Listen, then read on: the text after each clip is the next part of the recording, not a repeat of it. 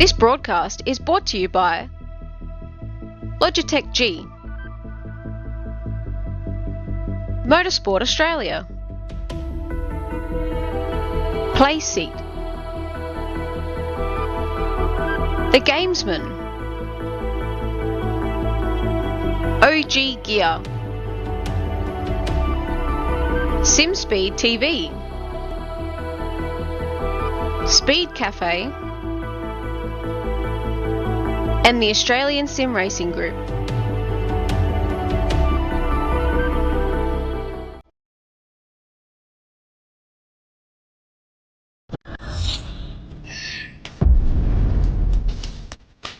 The Racing Series is a new milestone in Logitech G. All the great old wheels, the G29, the G920, the G923, they all have their own unique way of connecting to each other, but there's no room for expansion with those products. So the question arose was, what if we were to give the opportunity for the racer to switch out from a drifting wheel to a GT rim? With the wheel hubs that we created, that's got a very specific button set, but you can replace any of the steering wheels. And the real lovely aspect to this was we could give the user, driver and the racer the opportunity to experience different genres of race. That allows drivers to craft high quality, customized setups that resonate with your individual racing style. When we start with the design, we always start sketching. But very often once we've got sketches, we start discussing with engineering.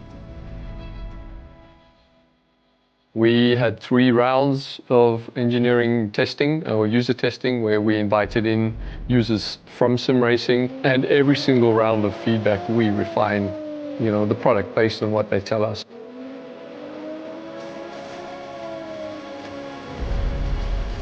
In the sim racing lab, again, we're going to use data to really analyze what a driver needs. We've used everything from eye tracking to the inputs from the pedals, the inputs from the, let's say, input devices, the wheel and the pedals, the shifter. We're taking that and we're compiling it so that we can build different products based on those individuals' needs for all consumers and all drivers. I don't know of anyone else in the industry that's actually doing this kind of research into their products to see how their products are affecting the performance of their users. We've built the product to make sure that it's as reliable as possible.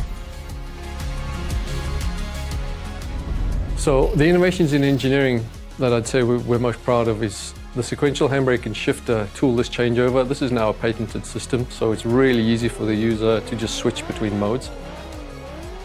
If you give people the tools to do what they want, they will. They will just go off and have fun.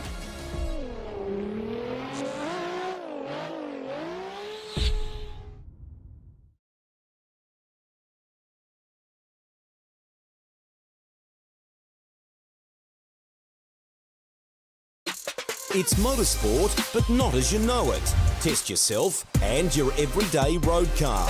Safe, affordable, but most of all, fun. And all you need is your daily driver. Experience the thrill of a sprint day. Race against the clock at a hill climb. Or test your reflexes with an auto test. It takes just 3 simple steps to get started. Get on the start line. Search Motorsport Australia Daily Driver today.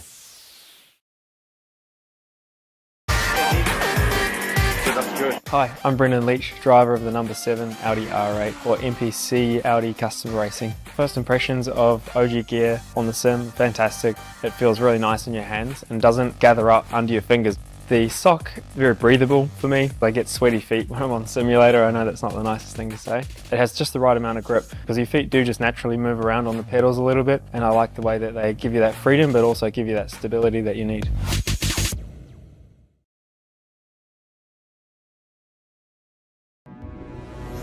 We are gaming fanatics. Our goal has never been to just play games. We think it's much better to feel like you're actually in the game. This feeling is what drives us as we create world-class gaming chairs. Our one aim, give you a brand new gaming experience. Help you move in perfect sync with everything on screen. make sure you're having a ton of fun. It took us decades to achieve this, and we're still not satisfied. Every day, we wake up to get better. We'll never stop designing the very best to help you be your best. When it's all said and done, our job's only done if you're in full flow and focused on your victory. May you win, and win big.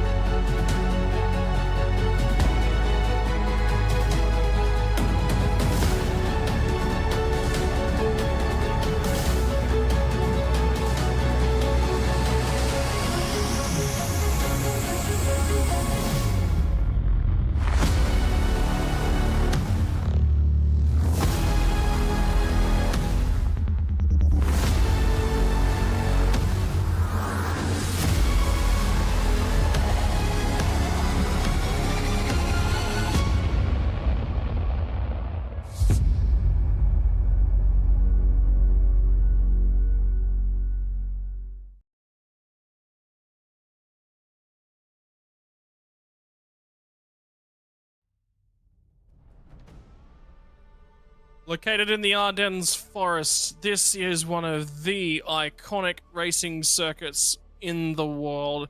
It's also currently one of the longest GP-style tracks that we've got left to us in the world as well. It is the 7-kilometer in length circuit de Spa-Francorchamps, and it plays host to quite a number of important races right throughout the year. And tonight, it's going to be our grand finale. From Belgium all the way over in Europe, we will be bidding farewell to the Holden Commodore for the very final time from Logitech Pro Invitational Series. This is it. After 5 years worth of sim racing activity in the ZB Commodore and a whole bunch more in the generations before that, this is it. This is all that's left. This is the last gasp. And I tell you what, thinking about this race and all the lead up to it, Sam, man, a little bit of a tear in the corner of my eyes. As much of a Blue Oval fan as I am going to miss the big old line on the front end of the Commodore. Yeah, absolutely. Good evening, everyone, wherever you're watching around Australia or, in fact, around the world. Absolutely. You know what? You hit the nail on the head. It's an iconic piece of motor racing history, and sadly, it is gone from the real world, and now we're losing it. You know, not in total from the sim racing world, but we will be making the switch to Gen 3, which introduces a Chevy Camaro up against the Ford Mustang, and no doubt that has raised the excitement level for 2025 tenfold. But yeah, to see the Commodore have its last hurrah, yeah, it is a little bit sad.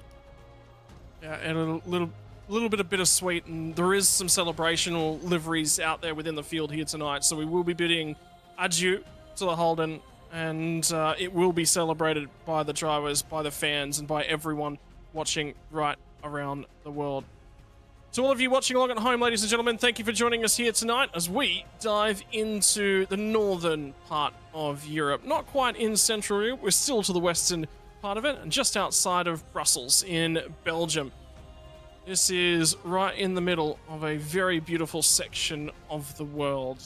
It's 7-kilometer length on the lap, like we said, one of the longest still available to us in the world. It's challenging, it's quick, and it is 19 turns to take us through the distance from the Source hairpin and the run through some of the fastest corners in international motor racing, Eau Rouge and Raidillon. the challenge that they present. And don't forget the newer scan layout as well for iRacing. It's only been with us a couple months. The Kemmel Straight all the way down to the Lacombe Chicane. Malmedy at the crest of the hill before you dive away to Rivage. You'll back it up and turn it back up the hill for Jackie X. Pouon, the double left-hander through 10 and 11. Double gauche is French for double left.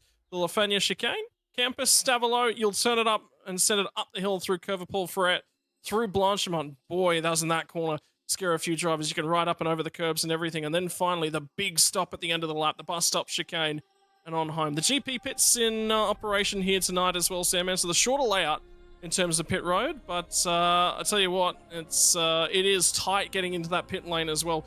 There have been mistakes in years gone by. Just how narrow that pit lane entry is cannot be understated. Yeah, absolutely. And where it is too, if you've got someone nose to tail with you, thankfully you can get a little bit of a run into the pit lane where you're not going to get tagged in the back. But yeah, it certainly it has its challenges because it can be a little bit tight on entry. You carry too much speed and you nail the wall, you can give yourself some damage. You can cost yourself some more extra time in pit lane, and that could bite you. But have a look at this racetrack. It's so iconic. No matter what corner you look at, you get so many memories that flash back, whether it be sim racing or real world when we've watched Formula One or sports car racing around here. It's I say it a lot of racetracks where this racetrack has a little bit of everything, but Spa really does have a little bit of everything. We've got fast sections, you've got undulations, you've got tight corners. It's such an iconic racetrack, and yeah, really cool to have it as part of our series. Yeah, and for the final time for the roaring line as well is going to be at the end of the night. I am probably going to be sitting here just left in a little bit of amazement. In terms of the race here tonight, 245 kilometers the duration, a touch shorter both times we've been here in 2022 and 2023. We went for 39 laps worth of racing action. We'll cut 4 of those off the back end of the race. On average, with the long lap and the amount of full throttle time, you are burning in the realm of 5 to 5.3 litres a lap. She is a big old fuel burner.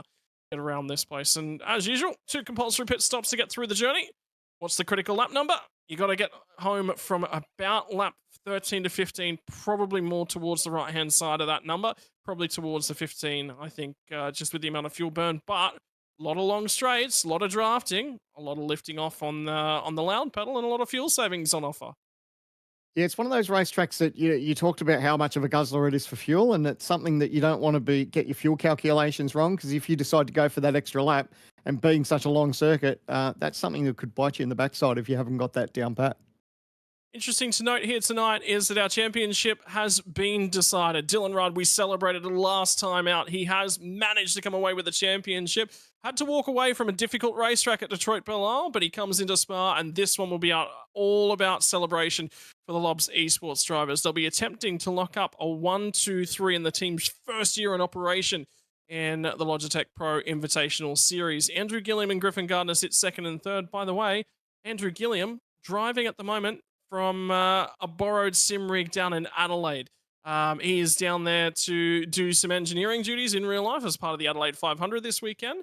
Didn't want to miss out on the opportunity to take away second in the championship, which is a big gangbusters year for him. And as a part of that, meant he had to borrow a rig. So thank you to the drivers that have been supporting us. And the other one, which is really, really important, is the driver that's at the top end of this page here. I can tell you, Jake Burton is also borrowing a rig down in Adelaide this weekend. He is also down there. Again, engineering duties take him to the southern part of Australia. And for Jake, he is going to be trying to make sure that he qualifies his way in. His only goal here tonight, Sandman, must complete 75% race distance. Yeah, absolutely. And I think I've been in a position like that once or twice. Never for the stakes that these guys have got on offer as far as, trying to keep a championship alive and have a decent result. But it's a tough gig when you jump in and try to use someone else's rig just to hopefully make the night as profitable as you can. We all have those little idiosyncrasies and stuff and comfort levels that we have in our own rig. So it is a little bit strange to jump in a different rig, but good on him for having a crack and not just laying down and giving up, because like I said, it'd be easy for Andrew just not to show up and say, oh, well, I didn't win the championship, but he's got pride on his side and he's trying to aim for second place. So yeah, good on him and good on Jake and anyone else who's having to take on that challenge of jumping in someone else's sim rig.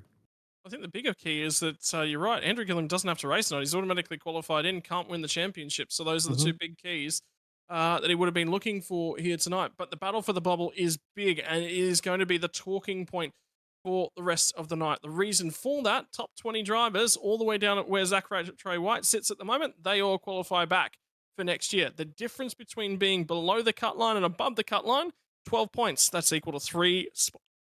So for Rattray White, he must finish within 3 spots of Sean McNamara, and Sean McNamara has got to beat Rattray White by 4 or more.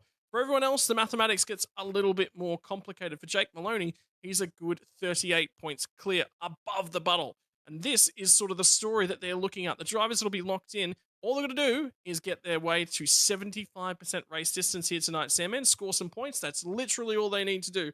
Adam Briggs, Josh Anderson, Blake Warboys, and Jake Burton, they do that, we'll be seeing them back for 2025. The drivers, though, that are in mathematical contention of being eliminated. Bo Albert is within 100 points of that cut line. Jake Maloney, Zach Rattray plus 12. Sean McNamara, he's got to find 4 spots, and Tom Frere, a little bit more than that. It's only about 8 spots for him over Rattray White, and then he still has to outscore McNamara by more than enough to cover him off as well.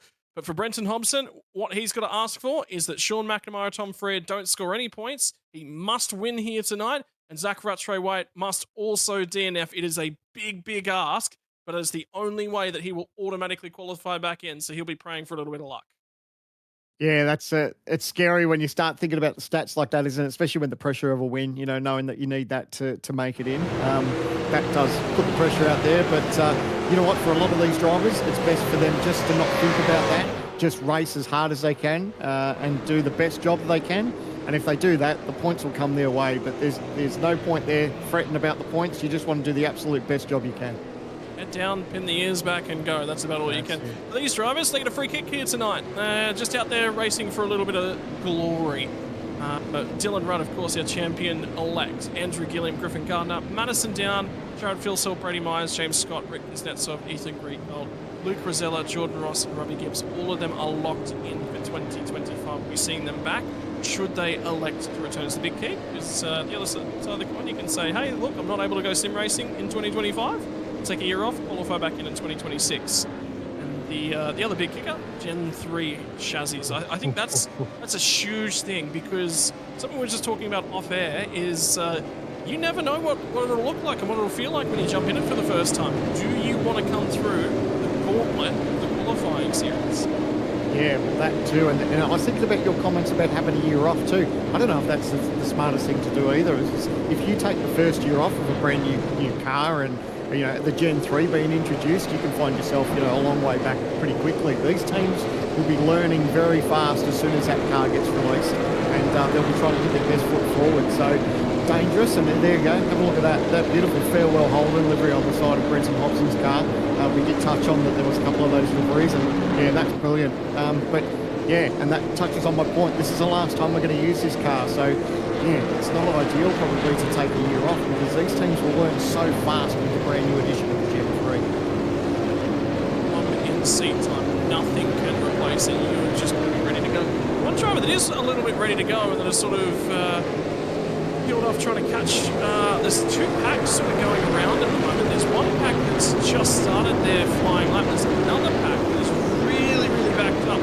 I'll tell you what, Jake Burton's one of the drivers that went diving through and past the back. He just wants to get out there and set himself a flying lap and not have anyone else to worry about. Brian Borg's already started his lap just down the road. Tyson Broad, Luke Rosella, Bo Albert, and Robbie Gibbs are all starting their flying laps as well. And I think Bo Albert picked up an incident point as he crossed up and through Rouge Radion. So his first qualifying attempt will get ripped up and thrown in the bin. Benefit of a 7-kilometre long lap is that this is probably one of the easier laps to find a little bit of free real estate.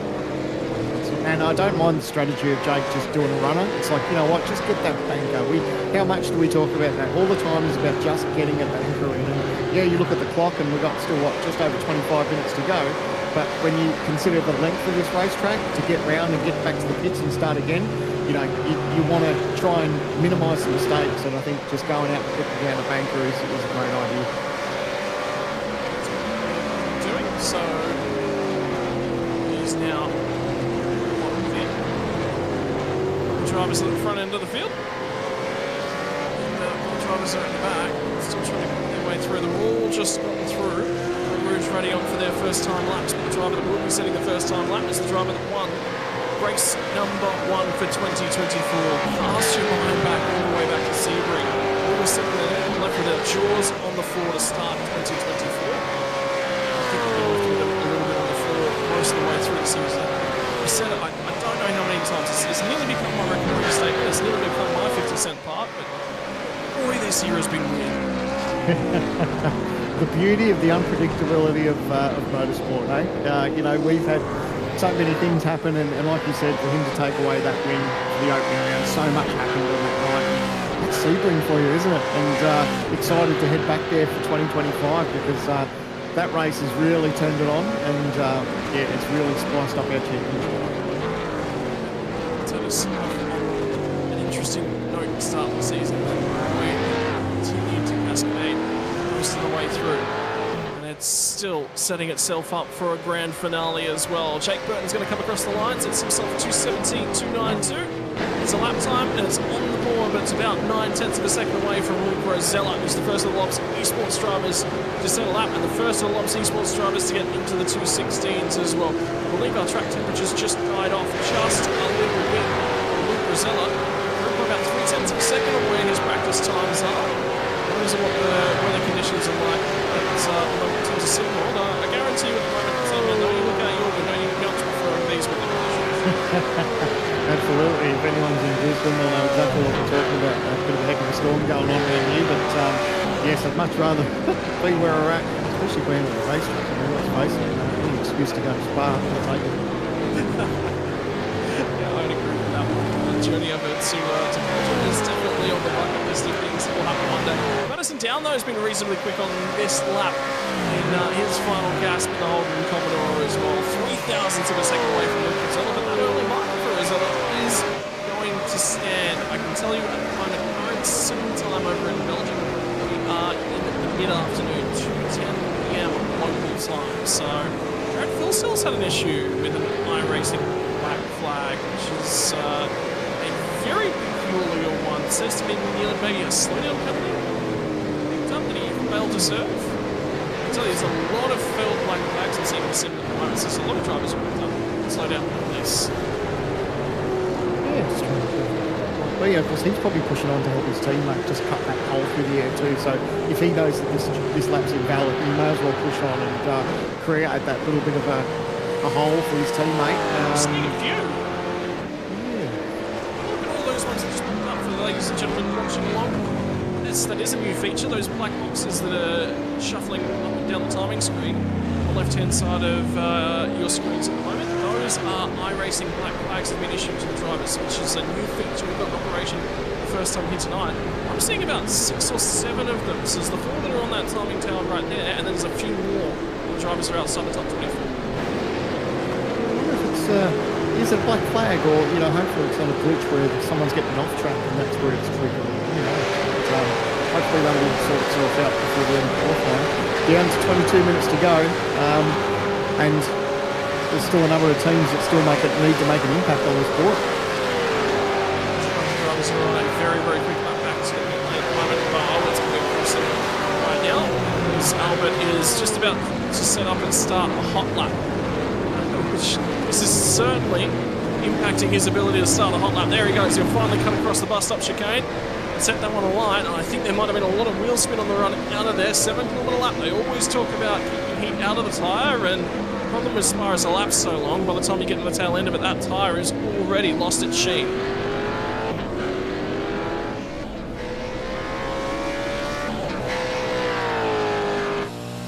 Got himself some clear racetrack, as you can see. This beautiful onboard. Such a fast look at the speed. Racetrack. Yeah, it's great, isn't it? It will sort of hold your breath and just enjoy through that section. But I guess the one thing that could benefit you is someone, a bit of a drafting buddy, which he hasn't got. But at the end of the day, he just wants to get that banker because he hasn't got a time on the borders yet. So it's all about just laying something down and then working on it from there. To give you an idea of what the speeds are like, ladies and gentlemen, when Bo Albert entered Eau Rouge at the bottom end of the hill was doing 255 kilometres an hour all the way from an 80 kilometre an hour start off of La Source Airport. So a lot of acceleration. Lifts off, dials it back down about 20 kilometres an hour, so it's a slight lift off, and then crests the hill, and he gets back on the gas at about 240 kilometres per hour. What's the run up through Huon and the double left-hander here going to look like? Oh, just a measly 165 kilometres an hour as he cuts his way through. The real question, I think, the real interesting one to keep an eye on is going to be the run through Blanchemont. That'll be speedy. Yeah. Always a bit of fun, and hold your breath with these cars. You know, you don't have all the pure downforce and the grip that you do have in a Formula car, but nevertheless, always fun to drive these things, especially around here, and so far so good. Well, qualifying is now a third of the way done, and a big wiggle as he comes out of Stavelot, and on the run up through the curve of Paul Fret. Kicks before we get to the left-hander at Blanchemont. What's the speed looking like? 260 kilometres an hour, 262 just before a slight lift off, 245 out the other side of Blanchemont. And a wild old ride for Bo Albert, who's trying to qualify his way back in and take Rookie of the Year classification as well. And he'll cut his way through the bus stop chicane. It was a wild old ride, a ton of curve he used there, 217.0, so that'll be an improvement for Bo for sure. And slots him up to 14th, so big improvement for him.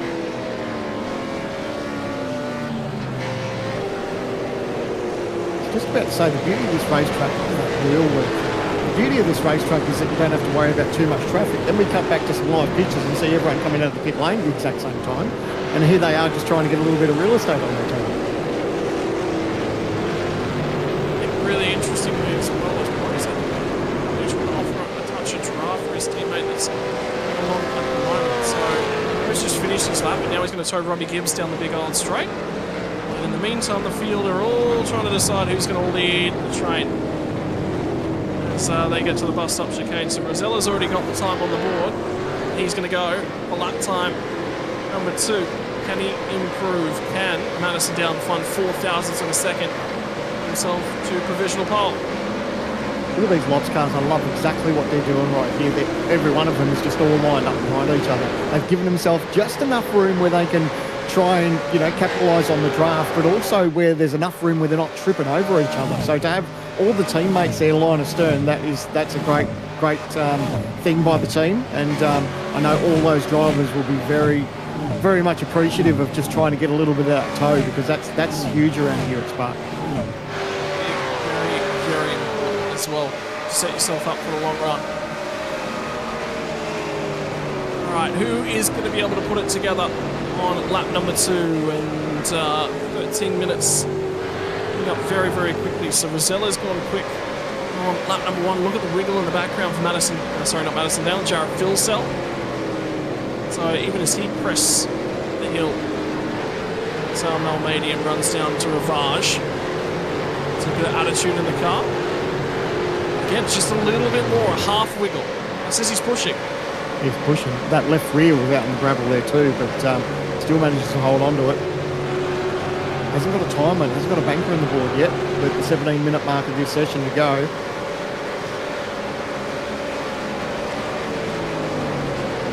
That looks good though.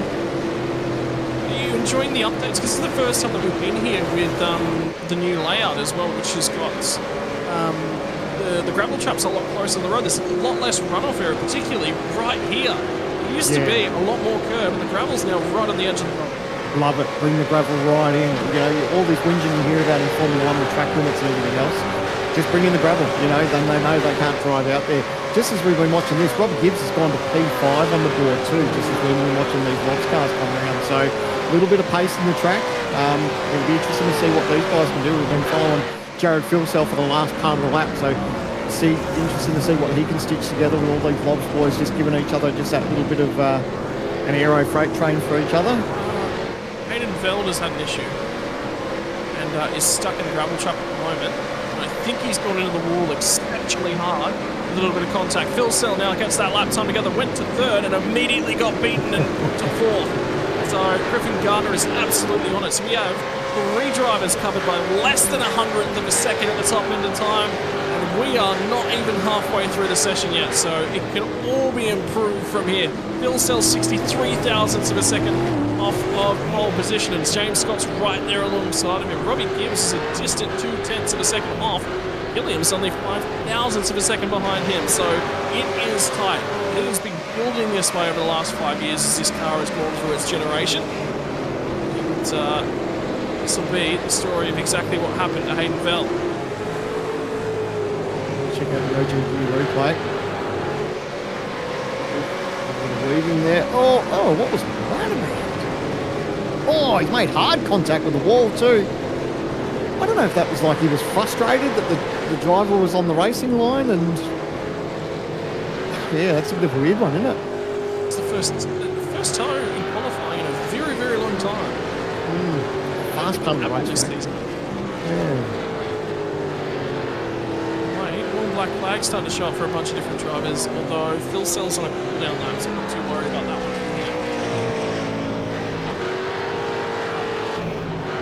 Won't be affecting his lap times at the moment, but in the meantime, we'll keep an eye out for where the critical drivers are for the championship standings and qualifications back in. Zach Rattray-White again continues his improvement. Hasn't finished inside the top 10 yet for Rattray-White, which I thought he would have done already. I had a sneaking suspicion in the back of my mind he might have already done that, but no, looked at South the other day, he hasn't. It's very close to finishing on 11. Big wiggle there as Brenton gets the left rear on the gravel.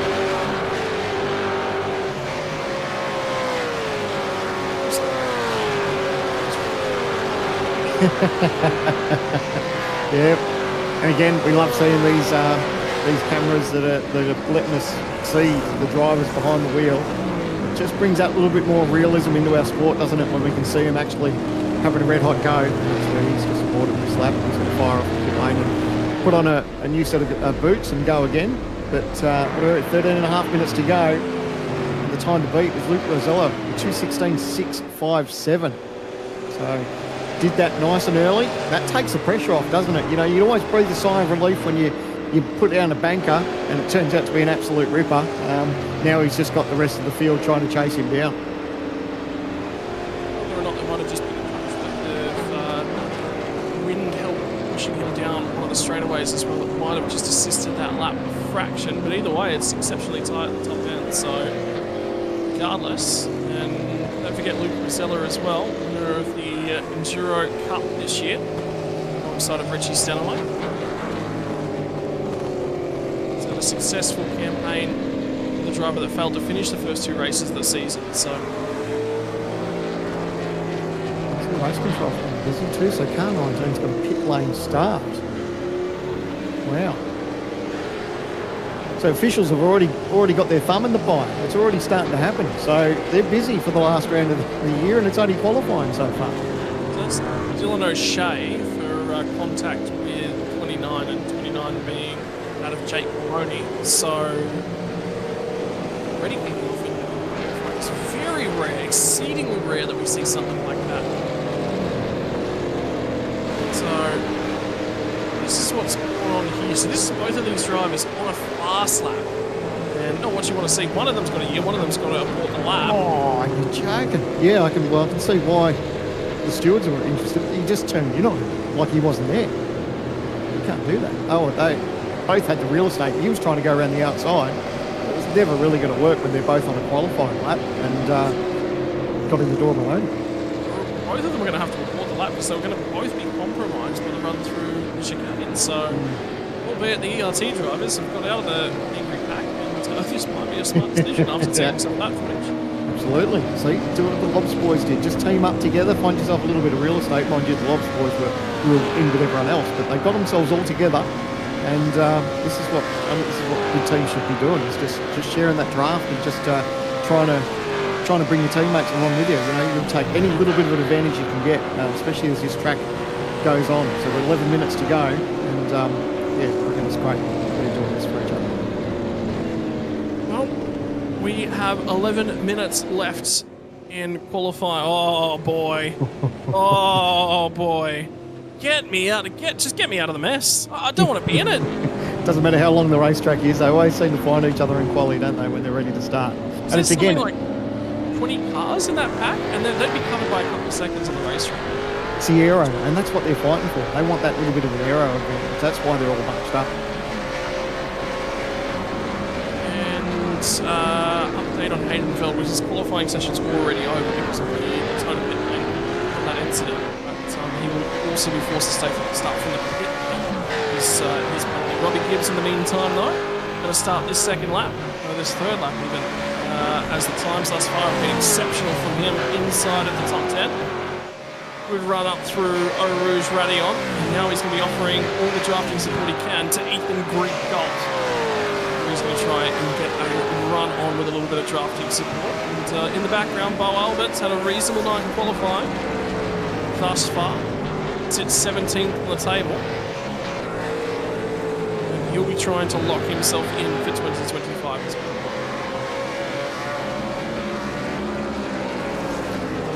One thing I see with, sorry, I'm just going to say about Andrew Gilliam. So you touched on it, but he's in a different rig tonight, and where is he? 7th on the pole on the totem pole at the moment. So he'd be reasonably happy so far that at least he's within touch. You know, it is a little bit strange sometimes to get into a rig that you're not used to, and yeah, for him to be inside that top 10, I know he'll be breathing a sigh of relief so far. And probably one of the more interesting ones as well. For those of you who don't know, Jake Burton is an absolute giant. Doesn't fit into a lot of things. So for him, also being on somebody else's rig, who is probably going to be a lot shorter than Jake, means that there will be some customization required to allow him to fit into that. And that could be playing its part as well, but he's already proven this year that he's capable of performing on an unfamiliar rig. Multiple times, in fact, over to Spain as well. Yeah, I was just going to touch on that because obviously his mindset has been to open wheelers of late because of that opportunity we had with Motorsport Australia representing Australia over in Spain. So, you know, I don't know how much tin top racing or driving he's been doing because obviously he's been focused on that. And yeah, a big congratulations to Jake. Yeah, obviously it didn't all go his way, but you know, to go and represent Australia in an opportunity like that is pretty special. So well done, mate, and yeah, we're all proud of you. That was a pretty cool achievement. That's the time for Bo Albert. 1/10 of a second away from pole positions, puts him 6th on the grid. Pole position driver at the moment, Luke Rosella, and here come the Lobs Esports cars are all going to try and set another flying lap. Time is starting to tick away from all of these guys at the moment. How about the lap from Robbie Gibbs? It's still got him up towards the pointy end, and the other driver was Ethan Greek-Galt. Did manage to improve on that lap. Have a look at the time between the two teammates as well. Greek-Galt and Bo Albert, 0.003 of a second separate them, and they were in that little train together. They found their own piece of real estate, and it has worked for the ERT drivers. Yeah, love it. And that's what a lot of these teams need to do, is don't focus on what everyone else is doing. Just have your own game plan. And if you've got a teammate there to use a little bit of draft advantage from, just use it. You know, just take yourself away from what the group is doing. And yeah, it's done them really well. I'll put this into the back of one, Sandman. This is probably the last time we see qualifying done with a very, very slow outlap. Because Gen 3 tyres are going to be a completely different tyre model, a different way about things, and for all intents and purposes, everything we're hearing, it is going to take a couple laps to sort of pressure the tyre up. There was a little bit of discussion, we were talking about it with a few of the TTR drivers last night. Probably going to be 2 runs. Instead of all this, you know, in and out, it's probably going to be bring the tyre up to temperature. If you have to take a cool down lap, you take a cool down lap, you're filling the car for half a session. So qualifying is going to be completely different. And the other curveball that we're probably going to get thrown at us too is weather. So these teams and drivers are probably going to have to deal with rain that we haven't seen with a supercar yet. We assume that the new rain model tyre will be with the new car. So that's going to be something for these teams to think about too, is keeping an eye on the skies. Andrew Gilliam, though, is keeping an eye on the timing sheets at the moment. Run out of the final corner. How good do the Lobs Esports cars look flying in formation? 2:16.488. Goes to the top, though, for James Scott. Gilliam does improve, but not by much. And Scott's only pit Luke Rosella by 18 thousandths of a second, which means these laps are exceptionally good from the entire field. Yeah, that was great. Just picked his teammate there. He didn't have to be by much, but that was enough as we've got 6 minutes to go. Under 6 minutes now in qualifying. the pressure really starts to be on everyone else that hasn't been able to have an amazing quali so far, but they're slowly running out of time. But good to see that the pace is still in the racetrack. Yeah, pace certainly coming to these drivers. The temperatures has not moved at the moment. Matthew Bowler's got no time on the board, and he's tinkering around with a little bit of curbing at the exit of turn 1. And lights up the rears. For the rest of the field, who is going to be on lap times at the moment? I'm pretty sure the bulk of the field are on in laps now. So there's actually a number of drivers that seem not moving. So I wonder whether or not there might be some sessions that are over. A few of the drivers that might just walk away and go, yeah, but I'm happy with that qualifying lap. I don't think we're really going to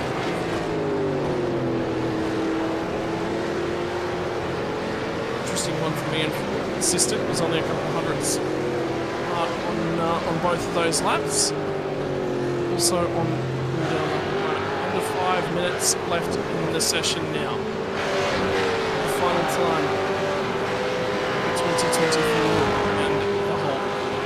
It's just I'm gonna sit on that. I'm gonna dwell on that because I enjoy the sounds of the body shape and everything the last 5 years or so. It's been a huge kick just to have the supercars in iRacing. I mean, you know, when we started, it was just, we only had the Falcon, and that was it. And then we always wondered, I wonder if we'll ever get a Commodore scanned or anything like that. And then the Commodore did get scanned. Oh, big shape there from Bowler, was just loosen up on the exit there. And then we were lucky to see the cars evolve and we get them re-scanned. And now that we've got Gen 3 in the series, and to have that as part of iRacing and as part of our championship for next year is massively exciting. But, you know, we've come such a long way when we think about the only car that we had was just a Falcon to drive, and that's what everyone had. So to see us where we're at now is it's pretty cool to see. And of course, the new addition to racetracks. I mean, you know, we've got Adelaide this weekend, and that's where the iRacing scan team is. They're at Adelaide, the street circuit, this weekend because they're scanning that racetrack to have it in the service. So, and that's something that's going to be huge. But, you know, how good is it going to be that we're going to have Gen 3 racing around the streets of Adelaide here, you know, possibly in the Logitech G Pro Invitational Series? I think one of the cool things as well is that we do actually have a couple of generations of Formula One cars that have been on the service as well. The Lotus 49s never came over this part of the world to race around Adelaide, but the old ground effect cars certainly did. And that'll be really, really cool to go race a turbocharged ground effect car in that Lotus 79 around the streets of Adelaide and the curbs bouncing all over them and choosing when and where. And there's been so many moments from the streets of Adelaide. I can't wait to have a car hit the fence off of the back straight. It's just, it's such an... You say turn 8. You just want to see how quick it takes for turn 8 to eat a car. Yeah, it's... Look, because it's such a thing about Motorsport Australia. How many highlight reels have we seen over the years? Yeah. Cars going into that fence and going in hard. Yep. I did love the Adelaide, what do they have, maybe top 5 or top 10 moments, as it's the 25th anniversary for the Adelaide 500, and I love the number 1. What came in at number 1 was old Scotty in the Volvo when he gave it a little bit of jandle, and the rest is history, what he said. So you think about some of those occasions at Adelaide, and we're going to be able to start making our own memories around that racetrack. It's really cool. Yeah, it certainly is. And final laps are coming our way in just a few moments. No requirement to finish the lap. By the time does elapse, you are allowed to start the lap, provided you kickstart the lap. Whilst that timer is still ticking down on the way to 0, you will be allowed to finish the lap. So this will be for the bulk of the pack, and I can tell you the pack has basically bulked up at this point in time. There's Thomas Freeman at the moment, who is starting his final qualifying lap. There is Jacob O'Reilly, who's out in his own, and other than that, the entire field that is still running in qualifying is packed up. So we are going to see one final last gasp from the bulk of the field, which is going to be really, really exciting to see some of these times coming through. And the sun has just started to poke its bright face out from behind a few of those clouds as well. So that'll impact the track temperature just a little bit. You know, obviously, you do notice a change when the sun hits the racetrack, and that's what some of these teams will be feeling. And you always sort of breathe a sigh of relief when you're on a hot one and it's a little bit overcast, because you know that's probably going to work a little bit in your favour. So it's a little bit sunnier now, just as you touched on. So it'll be interesting to see if anyone's able to capitalise or even knock off James Scott's time of a 16.339. Stands atop the pile at the moment, but for how much longer? The final qualifying laps of 2024 are now in operation. Who is going to be able to find those crucial few thousands, those crucial moments across the course of a 7-kilometre lap? Freeman is now more than halfway home in his final qualifying lap of the season. Spent the bulk of the season starting from the rear end of the field. Tonight will not be the case for that one. He is going to put lap times on the board. I tell you what, one thing we haven't talked about at this point in time, Blake Warboy is still yet to set a time, so he's still got to put a lap together, and he's only got one opportunity to do so. And I can tell you, it's not looking like a good one. So Warboys has had some sort of drama where he's had to drop out and then rejoin the session. And you know what? I don't necessarily think he's actually started a lap. Oh, yeah, that could hurt. I tell you what, the times are a little bit interesting. Just watching our timing screen, you can see Madison Down, who's on a good first sector.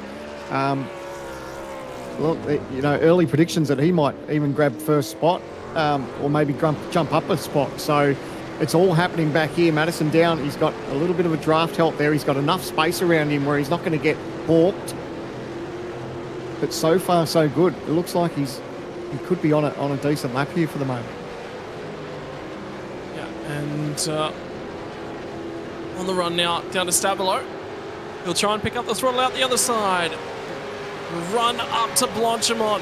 7 kilometres, rapidly approaching the end of his final qualifying lap of the year. What's it going to be for last year's champion? He'll hand over the number 1 for 2025 to Dylan Rudd. For now, he's got to pull the car up accurately, so it's not going to be... No, he's aborted the lap, so... Okay. Off track somewhere in the middle of the lap, which means it will be only third at best for Madison Down. In the meantime, Jared Filsell has been one of the fastest drivers. He's had pole position here 2 years in a row, 2022, 2023. Is he going to let loose and find the lap at the tail end of the session? It's been his marker. He's always been the quickest this year. Can he do it for the final time in 2024? The run to the checkered flag from Jared Filsell. Does he improve? Yes, he does. Yes, he does. He goes to the top. He goes dead heat. Are you kidding me? A dead heat. A dead heat to finish qualifying. We'll go to the 10,000th of a second to separate them. Wow. How good is that? Well done, Jared Filsell. No. No. We love it. That's what we love about our sport. 7 kilometres, the longest lap we have in the championship, and you can't split them. You can't split them. Yeah, that's unreal. How cool is that? And yeah, big shout out to that team. They've been impressive all season long, and yeah, for Jared to do that last lap and punch out that number, it's pretty cool. So well done to the Lobs guys. Really working well together in qualifying, and the results are shown right there. Well done to Jared Filsell. What a lap. I can't believe that. I just get finished saying, oh yeah, you know, he's had pole position here 2 years in a row. We'll make it 3, except for this one is the tightest margin that we've seen, and the tightest margin on the year as well. My word. You try splitting them. Well done. That's so cool.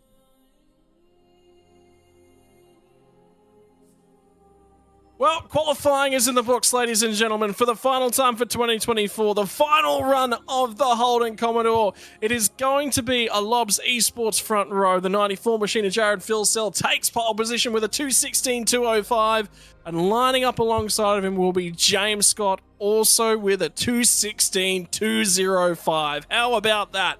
That lap from the start of the session from Luke Rosella, that carried the whole way through the session. He did not improve that lap time and sits third. How often do you talk about setting your first lap's the one that's got to count? Yeah, so, and for how close it is too, to only lose by that tiny margin. That's massive. Confirmation now of your starting grid. And the front two drivers, Luke Rosella will take third spot. Alongside of him is going to be Madison Town, 0.03 of a second, and that was his first lap as well. So both of them were unable to improve across the duration of the session. Griffin Gardner is going to line up just in behind them, 0.05 of a second further back from Madison Town. So 0.08 of a second covered 3 drivers in the middle there. Ethan Grigg will line up alongside of him, the first of the Evolution Racing team drivers. Bo Albert set a reasonable lap, and he'll be quite happy with the qualifying performance from himself tonight. Just needs points on the boards to qualify for next year. Andrew Gilliam will line up alongside of him. 0.04 of a second separate that row. That's how tight sim racing is, ladies and gentlemen. If you need to find every thousandth, yes, you definitely do. Dylan Rudd is going to round out your top 10 alongside of Robbie Gibbs, who'll be starting on the outside of the 5th row of the field. Zach Rattray-White, the driver just on the inside for 2025 and looking to qualify his way in, will start off alongside of Rick Kuznetsov, just outside of the top 10 for both of these guys. And Kuznetsov at one stage was looking at potentially being able to challenge for a championship. Brady Myers is going to start out of 13th, one of his further down the order qualifying performances. Dylan O'Shea will not start out of 14th spot. He will start from pit lane after qualifying infringements. Jordan Ross and Brenton Hobson are going to be out of 15th and 16th. Well, Hobbo must win situation if he's going to automatically qualify for 2025. He's starting inside the 20, which is quite key. Jake Maloney will start ahead of Tom Freer.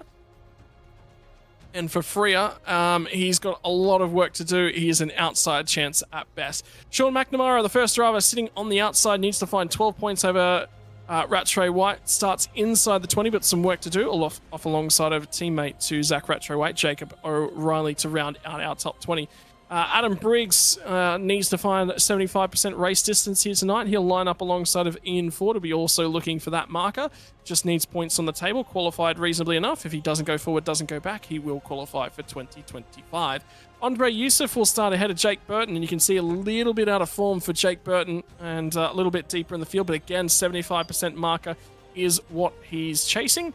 Brian Borg will start off of row number 13. He'll start alongside of Kurt Stenberg, and a whole host of starts in the V8 Supercar for both of those drivers. They'll be bidding adieu to the Commodore here tonight.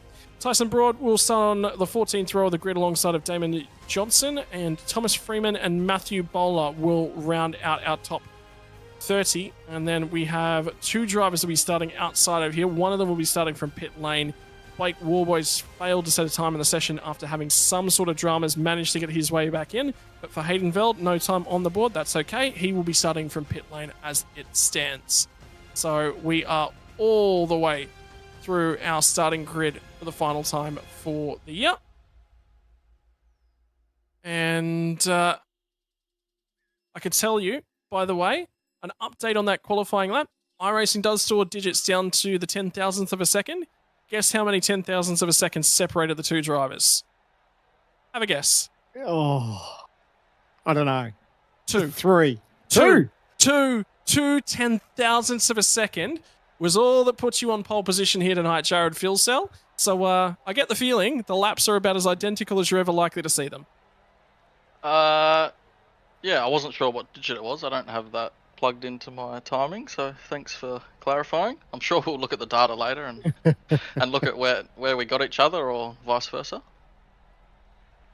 Yeah, so if you can find where the 2 10,000ths that he needed to find were and let us know later on, that would certainly be important to note. Mate, look, this is a happy hunting ground for you. It's been 2 wins on track from 2 pole positions. Well, you've checked the first box here tonight that you needed to check. Another pole position. Think you can take it out here tonight? Not sure. We'll wait and see. There's a lot of quick guys out here.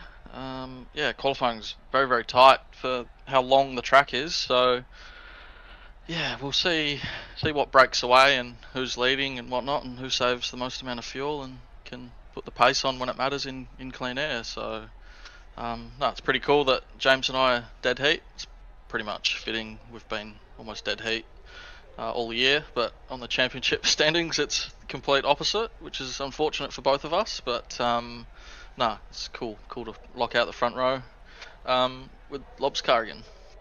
Mate, finally, before we let you go, it's the end of an era with the farewell to the ZB Commodore. You've got a lot of happy memories in this car. Is it really sad for you to see it go? Had a lot of good memories in the VF as well. I didn't start off too good in this car. This one was quite a difficult beast to get a handle on with more aero and whatnot. So now we're going the complete opposite. So I'm looking forward to it. Something different, new challenge, new motivation, because this thing's been, it's been run into the ground, unfortunately. So no, it is sad to see it go, but yeah, we'll wait and see. Mate, all right, well, best of luck tonight. You've got the shortest sold run down to the La Source hairpin. Let's see, get through the other side and talk to you, hopefully, in 35 laps time. Oh, yeah, cool. Just tell me where to brake. I have no idea. Don't ask us. We're in the comms box for a reason, mate. Yeah, absolutely. All right, have a good call, guys. Thanks, Jared. Good to chat. Excuse me. The other driver we'll be talking to here tonight, though, Sandman's managed to line him up. It's the driver of the 06 who's had a pretty stout qualifying session. It's Bo Albert. Bo, how are you feeling, mate? We line up on the grid for the last time for 2024. That Logitech G Mustang P7. You're inside the top 10, so I don't think you'd be too disappointed, would you? Definitely not. It's a nice little place to be. I can actually see the start lights from here, so all happy days. But no, look, it was a great qualifying session. I did ruin my lap slightly, so I think there was potential for a bit more. Probably not pole, but second row of the grid I think was possible. But I don't know about you guys, but I'm seeing a lot of these ugly ZB Commodores in front of me. I think we need a few Mustangs up there. Well, mate, you probably won't have to worry about it too much longer. It's the Camaro that you're going to have to worry about come 2025. So get used to it. It could be a little bit nostalgic from here on in, but your thoughts for this race, mate, as we tackle Spa? Excited, nervous, scared? What's the feelings right now? I think it's more just about controlling this start. Only just dawned on me that I haven't done too much start practice here, so I'm hoping I've got the clutch bite point set, and then after that it's just get myself into a rhythm, look after rear tyres, especially with these long loaded corners here. If you overheat those rears, you're not getting them back anytime soon, and there's so many traction spots where that's going to kill you. So yeah, just play the tyre game a little bit, play the fuel game, of course, plenty of straights to draft, lift and coast, all that usual jazz. So it's not a game plan set in stone. It's very much just try and be as flexible as I can heading into the 35 laps tonight. Mate, we're going to let you focus. Thankfully, it's not a very long run into turn one, so even if you don't nail that start, it shouldn't be too painful. Fingers crossed you can get that beautiful Logitech G Mustang across the line in P1, and we talk to you a little bit later on. How's that sound? Oh, sounds all right with me. Quick shout out to all the guys from the Good Guys Ballarat that are watching. Awesome you guys are tuning in, and yeah, try and put on a bit of a show for you. All right, all the best, mate. Oh, Got a sorry. question before we let you go. I've actually got two more questions I want to pose your way. First and foremost, how much of communication goes on between you and Ethan just ahead of you, because there's both fuel saving in this early run? Yeah, look, we probably won't communicate too much. Honestly, we both know the game plan. We know what's best for the team, so we can normally work things out without needing to have any rules in place, so to say. And secondly, if this all goes a little bit pear-shaped, how much roughing up do you expect at work tomorrow? I expect to be thrown under a bus. So, all things considered, head down and make sure that doesn't happen. All right. I hope I haven't jinxed you now for the rest of the night. Yeah, thanks, Scott. Very cool. Good luck, mate. See you, boys. Have a good call. Cheers, pal. Good luck. I couldn't help myself. I got to be honest. He's when coming there's for you. Workmates. He will come for you, buddy. If you've put the Mozza on him, he will definitely be coming for you. Right. So 35 laps now left to come for the duration of tonight, and we said there was going to be in the realm of 60 to 75 litres were to add across the duration. How are they going to get it done?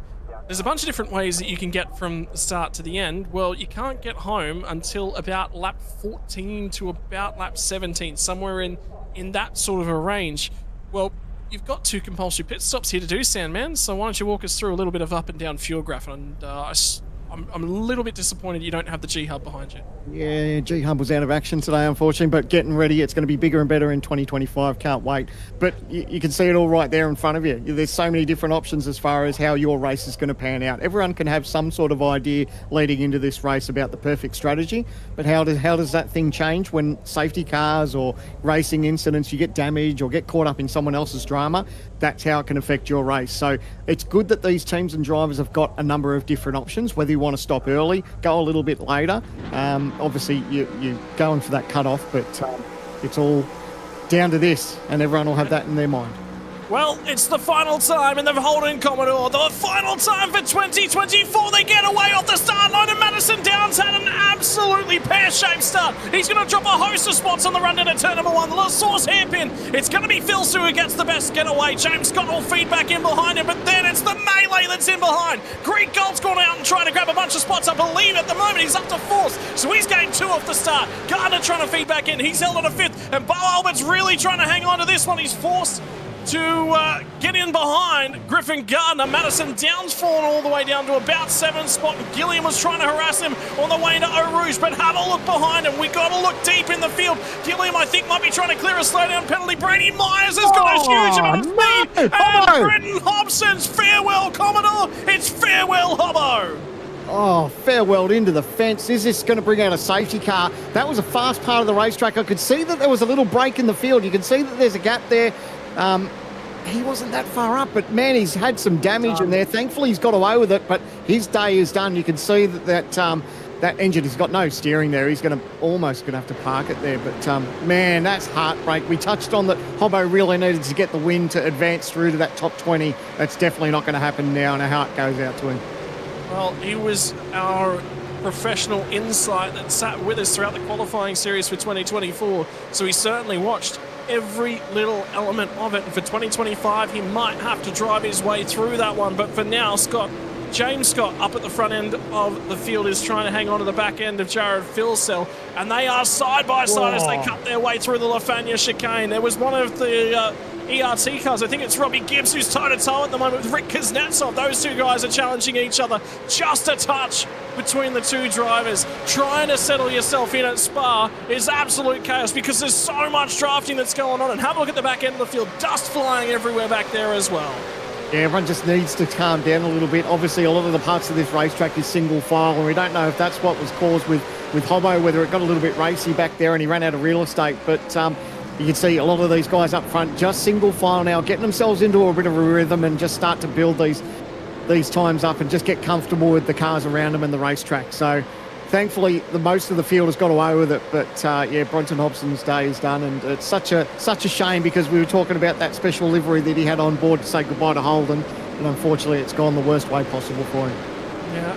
It's going to be a long old night, unfortunately, for him, because he'll just be resorting to sitting back and watching. Jordan Ross ran very, very deep on the run into the source hairpin, missed his braking zone, ended up in the gravel on the other side, recovered it nicely. And now, have a look at these guys that are going to go toe-to-toe as well. Kuznetsov and Gibbs, they were side-by-side in the run through Lafania chicane on the first lap, and they've still not given up on having a crack at each other finally. Kuznetsov's fallen a touch off the back. And Sean McNamara needs to cut his way through the field. He's trying to do so down the inside, and I believe that's on Jake Maloney. Gets the job done, so he'll be very happy with that one early on, Sean McNamara.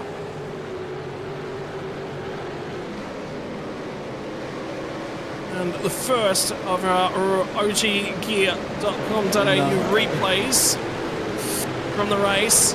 And it's the run through a Rouge Radion. Had to check up to feed back in. Jacob O'Reilly tries to squeeze around the outside of the rejoin. Drilled him. Oh, he's just a sitting duck. And, oh, man. I thought he was going to get absolutely drilled there. Obviously not ideal.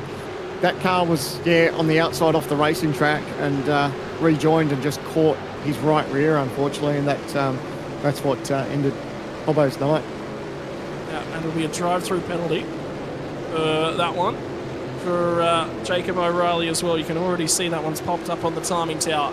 So it'll be a transit through the lane for him, which will drop him way off the back end of the pack. And I believe Hobbo is still circulating at the moment, but Matthew Bowler is not, and he is done for 2024.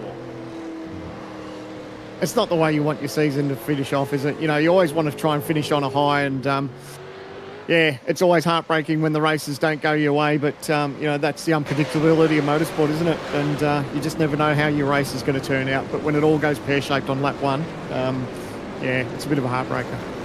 Meantime, trying to slice his way through. That's actually O'Reilly. He'll have to feed off to the pit lane and does so now.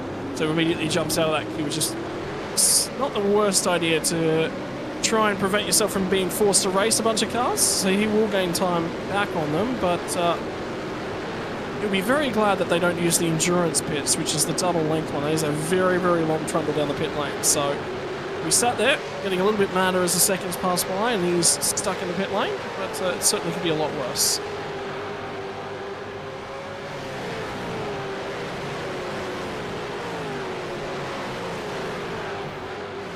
Quicker they through that part of the racetrack. It doesn't matter what car you watch around here. It's just you see him carry so much speed through there. A little bit of a battle back here, and this is again what we love about our series is that it doesn't matter where they're racing. Doesn't matter if you're for first or last. There's always a decent battle on screen. Stenberg's managed to round up that position there, but a little bit of detour just off the track. So that's Tyson Broad rejoins. A little bit of contact on the front right-hand corner of that car as well. Yeah, I see it was staved in a little bit.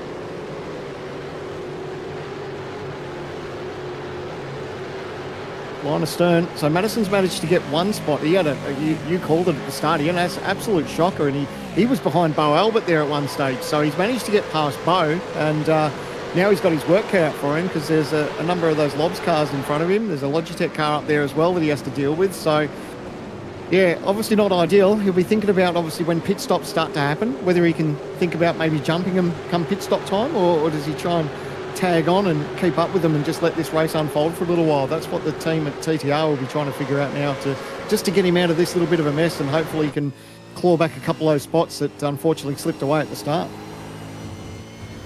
Well, it was interesting to note as well, Bo actually messaged me earlier this afternoon and just sort of said, hey, I'm just going to be, just a heads up, I haven't managed to put in the time that I've really wanted. It's been a very, very busy week, and I only need to put points on the board. So I'm going to play it pretty conservative tonight and just try and stay out of things. The amount of times that his car has been torn up this season through no fault of his own is ridiculous for Bo.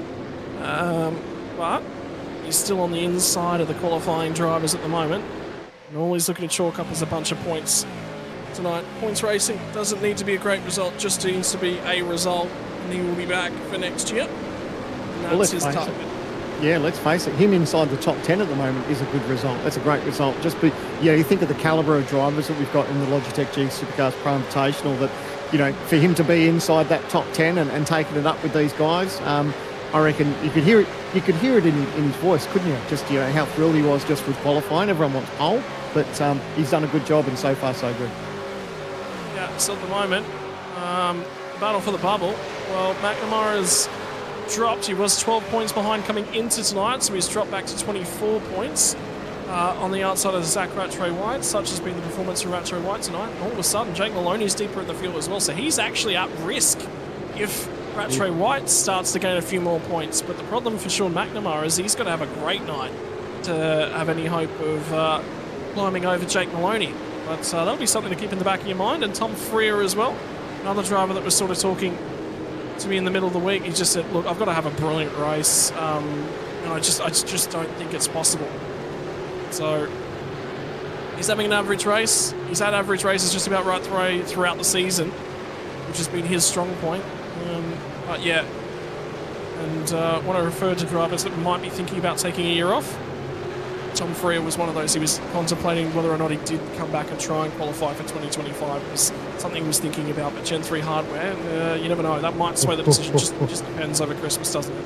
It's a nice little carrot to dangle, isn't it? When you've got a new car to jump in. So yeah, that might change a lot of the minds of some of these drivers, because for me, I think that would be a nice little shot in the arm, just to know that you've got something different. You're going to try different setups. You're going to have the car's going to feel different. So it might suit your driving style better than what these current cars are. So yeah, there's all these things to think about for these teams, and for me, I think it would be a nice little carrot. I think for 25. Greg Cole, it's been an interesting old season as well, as we were sort of watching along with him. Adam Briggs and Ian Ford, another two drivers, have just got to finish here tonight, and that will be enough to see them back for next year. But yeah, we'll highlight, I think, Greg Cole. It's for Ethan. It'll be an interesting action to watch a replay of the overtake, the battle between, I believe, Ian Ford and Adam Briggs. Good job. Car just pushed a little. That was just the speed he was carrying through that corner. He just pushed out a little bit wide, but not enough for no harm, no foul. So he just pushed on with it. So good job. So yeah, back to Ethan Grigol. I mean, he's only had one podium on the season, and when was the last time you could say that about Greg Gold? Hyundai Excel champion. in the real world, has got oodles worth of talent, but he has just been incredibly unlucky this year. Popped an engine at Phillip Island and car spat violently sideways over curbs in the dying stages of the race at Watkins Glen as well. And other than that, he's just been not on the right side of a little bit of luck as the season's progressed.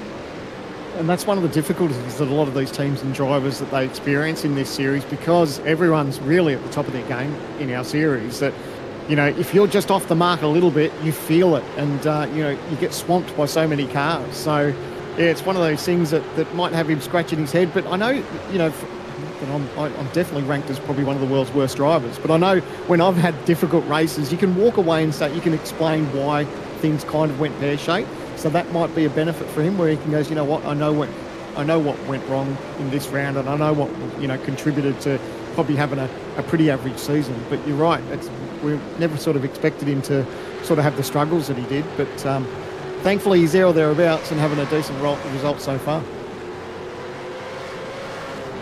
About Sean McNamara at the moment, though, has been moving his way further forward. He's actually starting to track down Rick Kuznetsov as it currently stands, which will be another spot he'll be looking to pick off and move his way further forward. So it's just outside the top 10 at the moment, but he'll need to finish, I think, inside that 10 to stand a chance.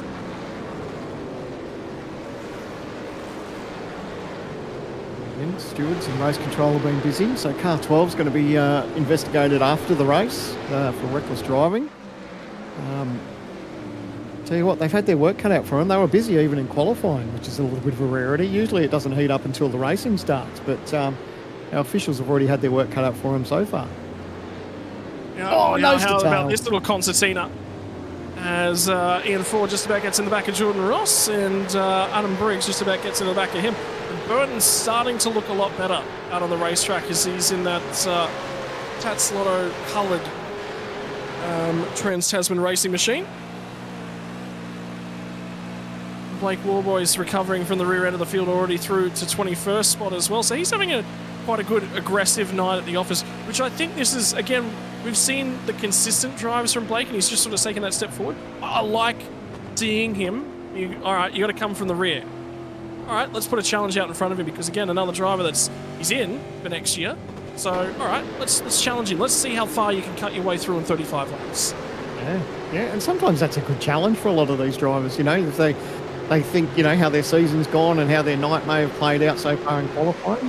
That could be a bit of a motivator. A little bit of a replay of Brendan Myers, maybe an issue he's had here. Deep. He went deep, yeah. Lafania chicane. No, not Lafania. Oh, so have a look at the so retro and the Lobs Esports cars trying to cut their way through as well, so loses a couple spots there. Easy to do. Sometimes you can just miss that braking marker by just a tad, and then, you know, sometimes it's better off just, instead of trying to make a meal of it and get back on, you just sort of give up on the corner, run wide. He's obviously had that little bit of an off track, and I'll challenge that. He's rejoined. The thing was, did you see a brake lock up in the middle of that? I didn't see a single brake lock up. I reckon he couldn't pluck a gear on the downshift. Oh, he could be right. He could be right. I'm known to be wrong. I'm known to be wrong before. I've been married for 20 years, and I've heard all about it. So you're probably right. Either way, he's dropped a couple spots. In the meantime, I just saw a little bit of a snap on the way out of bus stop chicane from Madison Down, so he's trying to push on and really track down the cars ahead of him. It was the fastest car of the lead group on that most recent lap, and the replay to check if I've been learning and listening this season. I have not learned a thing this season. All right, never mind. Forget it. Moving on. Well, we won't go too hard on you, mate. It's been a long year. How's that sound? Well, I like investigating and having a look at things. I will say, Zach Rattray White's going to go cutting his way through Brady Myers, who's just night continues to get worse. So, for the first time this season, Rattray White sits inside the top 10. In another 28 laps time, you will hope to check that box off the bucket list of Logitech Pro Invitational drives. Whoa, that was a slide. Yeah. This is Gibbs, and he's having a red hot go. Oh, looks like it's strange because Myers is struggling here a little bit. I know he gave up some, it looked like he gave up some real estate for a slowdown penalty, but it's like he just hasn't got back up to speed, whether he's just taking his time. But no, Robert Gibbs was having a red-hot go when he had the opportunity, but I guess we'll see in the next few corners whether he's able to pull away from him, and it was just a matter of just getting back into the groove. But, yeah, don't know. It's a tricky one. He's not really pulling away at the moment. There's something else that's actually really, really interesting as we look forward to next season's racing efforts. We're going to start seeing little bits and pieces of debris, interactable debris offline as well. So when I'm talking about gravel, you're going to see more gravel puffed up about the racing circuit. And it's all part of building towards having functional punctures coming your way soon. Yeah, something else for him. And that'll be good, because then that makes these drivers second guess about running a little bit wide off into the gravel there, because if you've got that opportunity to pick up a puncher like you do in the real world, it's going to entice you to stay away from that gravel. So, there'll be drivers that will take the opportunity, and it won't happen every time where you'll get a puncher, but I reckon it's good that they're implementing that into our system. And we're being told to take a check-in at some stage throughout tonight's broadcast for the rear bumper of the 117 machine. Sorry, my apologies, just the 17 machine for Zach Rattray White. And I can tell you, I have had a look at it throughout the journey, and Brady Myers has been passed now by Robbie Gibbs. Just about got in the back of it. He's having a lot of problems under braking. Yeah, I've just noticed he's going backwards, isn't he, a little bit? So I wonder what else is happening with that car, because it was a little bit strange, isn't it? We were trying to dissect why he had that off. So whether he's having brake pedal dramas or what the go might be, but yeah, strange. He was wide over Eau Rouge Radion then, so there's a little bit more of a drama there. The difficulty will be for Zach Rattray White. We might have to wait until we get the pit stops to try and get a shot of that rear bumper. But we're working on it, I'll say that much. And Gibbs drifts it out and across the curbs at Malmedy. And there it is, the celebration of the Holden Commodore. I bleed red. Yes, an old HRT Holden Racing Team slogan. A lot of us bled red. I bled red for quite some time. So a little bit sad to see the Holden badge disappear from real world here in Australia, but it's going to happen in the sim world as well. What I love about it is the tributes that have come out. They're very artfully done, very, very tastefully done.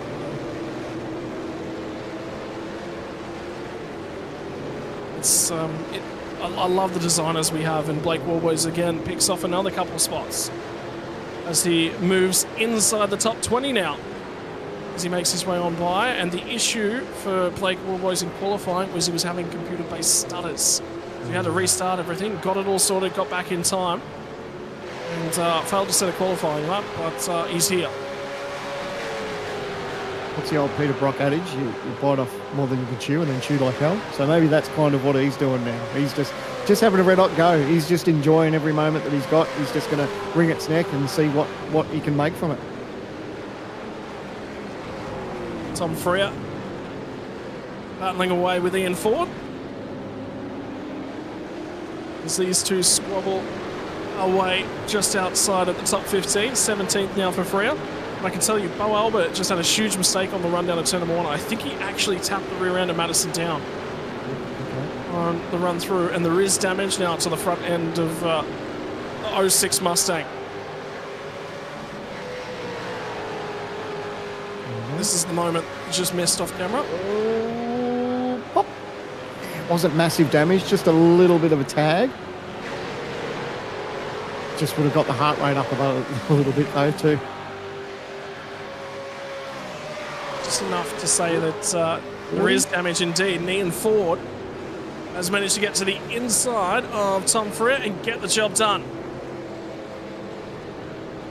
So that spot changes hands once again, and Jake Burton again just lurks in the back. He just shows up in the background of all of these shots at the moment, doesn't he? You just pick up the mess. You let everyone else trip over each other, and Jake just goes on through. That's what he wants to see. He'd love to see these two just fight it out a little bit more, because if they get distracted just that little bit and get a bit of a slow run, there's Jake to try and capitalise on a position. So you can see now he's just all over the back there. He's just trying to see where he can pick off Tom Freer here.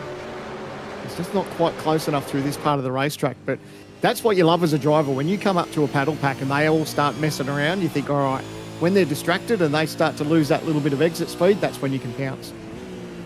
Making sure you set yourself up to fire it out the other side as quickly as you possibly can. Look at the closing speed. Touch off line for Jake, carried a little bit too much mid-corner speed, but he's got really good mid-corner speed. It's the exits, though, where Tom Freer starts to run away from him again. Oh, how's that wiggle on exit? Ooh, Freer, hold on.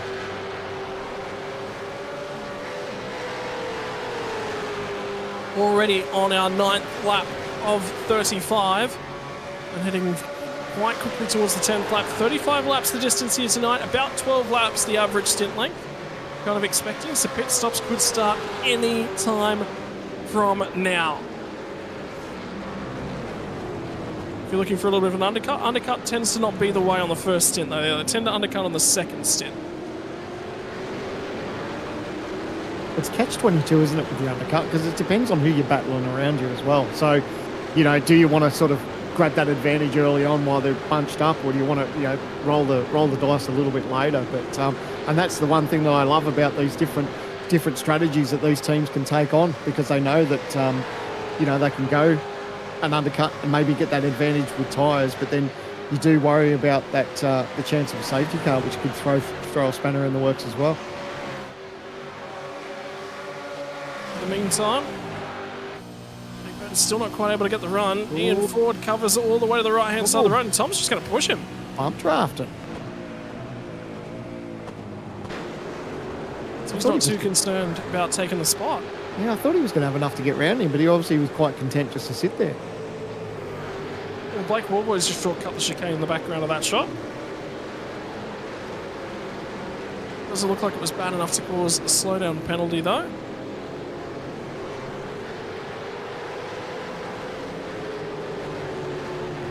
Funny, the length of this racetrack, 10 laps, it feels a lot longer than 10 laps, doesn't it? We're only 10 laps into this race. So, you know, these drivers will be feeling it after 35 laps. You've got your work cut out for you. Such a tight, well, not tight, there are sections that are tight, but a twisty racetrack. There's so many different elements to this racetrack, the undulations and different variations of the corner. So a lot of these drivers will know that they've had a fair old run tonight after 35 laps around this place.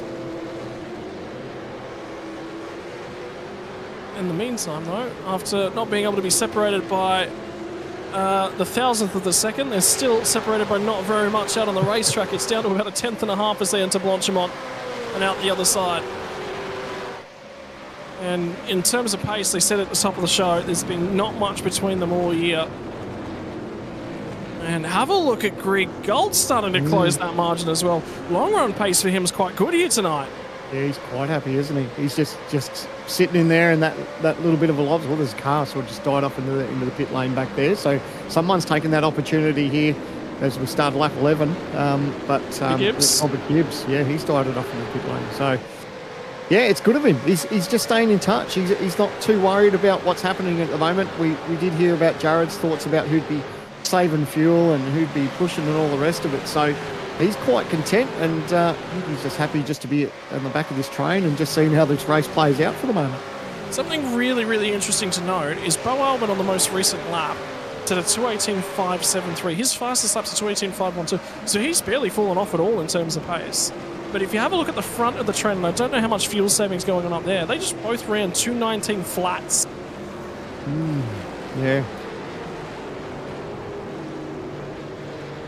So they've got a little bit of tyre fall off in the Lobs Esports drivers compared to the rest of the drivers around them. And again, important to note as well, even though we said Ethan Greengold's probably going to be on a different setup to that of Bo Albert, he ran a 2:18.7, a little bit of tow to support him there.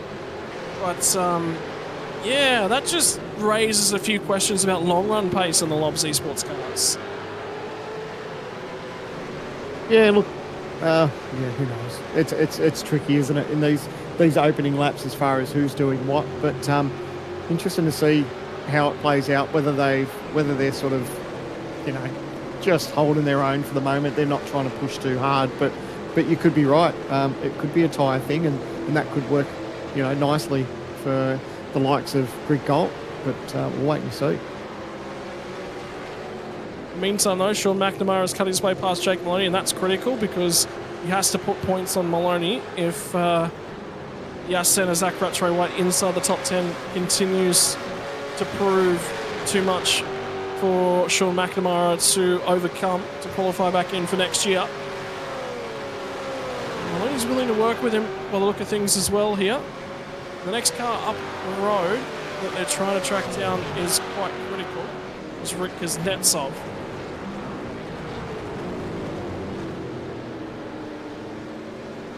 Oh, there we go. He started off into the lane. So this is where the teams are starting to roll the dice. Maybe get in a lap or two early just to see what they can get with that advantage for fresh tyres. So McNamara gives off his spot and he's in for fresh tyres. And 40 as well. Interesting to note. There was an improvement in lap times once again. Jared Philsell, James Scott that time by. How about this? 2:18.653 for Philsell, James Scott 2:18.666. 13 thousandths of a second apart. Good lap separating them every lap of the race. Don't worry about those Lobs boys. They're doing all right. They've done a great job this season, haven't they?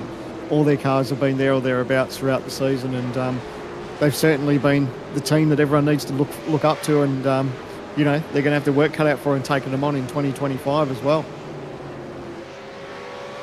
In the meantime, Ian Ford files back out after pitting. There's been a few drivers to the pit lane. Andre Youssef was one of those to take the early stop, so he could take advantage of a safety car should it have appeared. Ian Ford's now been through the lane. I can tell you Brenton Hobson did dive into the lane as well to take a little bit of repairs, maybe some fresh rubber. And he'll be hoping for a safety car at some point, pulling back in contention.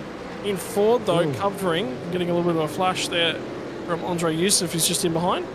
And keeping an eye on Thomas Freeman, who was serving a slowdown penalty as well. So a fair bit happening on this lap. Yeah, that got my attention. I saw him just slowing down, and he's at the OG Gear replay. This is where he served it. He's just gone right out of off the racing line. So good sportsmanship there. He's just taken it on the chin and just on, you know what, we'll get over and done with as quick as we can, and we'll just push on. Third race distance now in the books. Means that we will probably be seeing a host of pit stops coming this time by now. Keep waiting for him to peel off. But you'd think they'd try to give themselves a little bit of space too, running into pit lane, but they're all quite content just to push on. Someone else in the background, they've decided to take a tour as well. That's Rick Kuznetsov, so he's in the lane. And that's tricky for Rick because he's covering off the undercut from Sean. But in all actuality, he probably wants to let the team boss by. And Blake Warboys is going to be another driver. I like this call from Blake because he's definitely got the pace to be a lot further forward.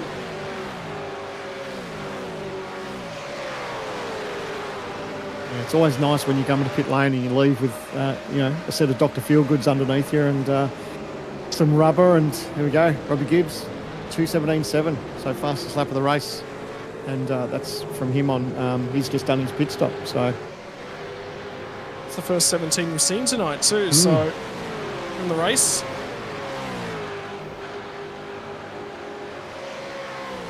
So he's going to make up a whole host of time from where he was sitting. The difficulty will now be, that is Thomas Freeman, who's yet to pit just ahead of him, and Brian Borg's the next car. Basically all these cars next on the road yet to pit. Yeah, he got big gain with that fresh tyre too. And they're not going to move over because essentially, just as I say that, makes a big liar of me. Nice sportsmanship there. They are battling for position, but realistically they're not, I guess, when you start to think about everyone needs to make a pit stop out of this group. So that was really nice where you just sort of moved over and said, you know what, I know you've got fresher tyres on me. Off you go. And yeah, so he'd be hoping that these boys peel off pretty, hopefully this time round, just so he can capitalise on that pace that he's got at the moment. Well, he is making some headway, so that's the benefit. I'm just sort of keeping an eye on Sean McNamara's progress as well. He's about 7.5 seconds back from Robbie Gibbs at the moment, and a little bit more free air for him.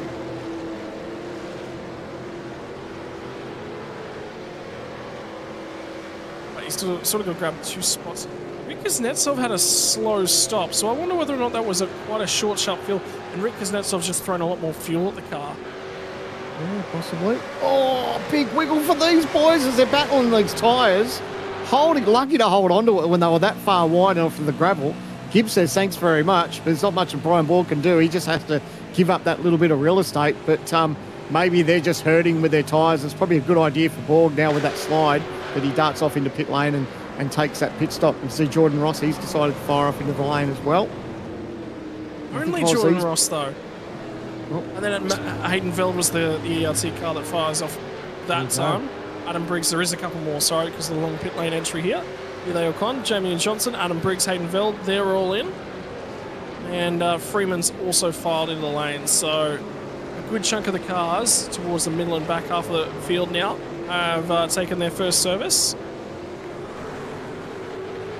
Madison getting a little bit racy to the back of Griffin Gardner here too, so maybe he knows that obviously there's pit stops coming up as we go to the OG Gear replay. This is on board with Madison down. A little bit of bump drafting.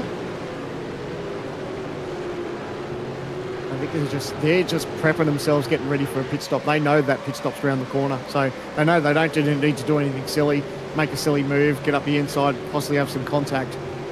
It's all going to change in the next few laps when they all start getting these pit stops over and done with.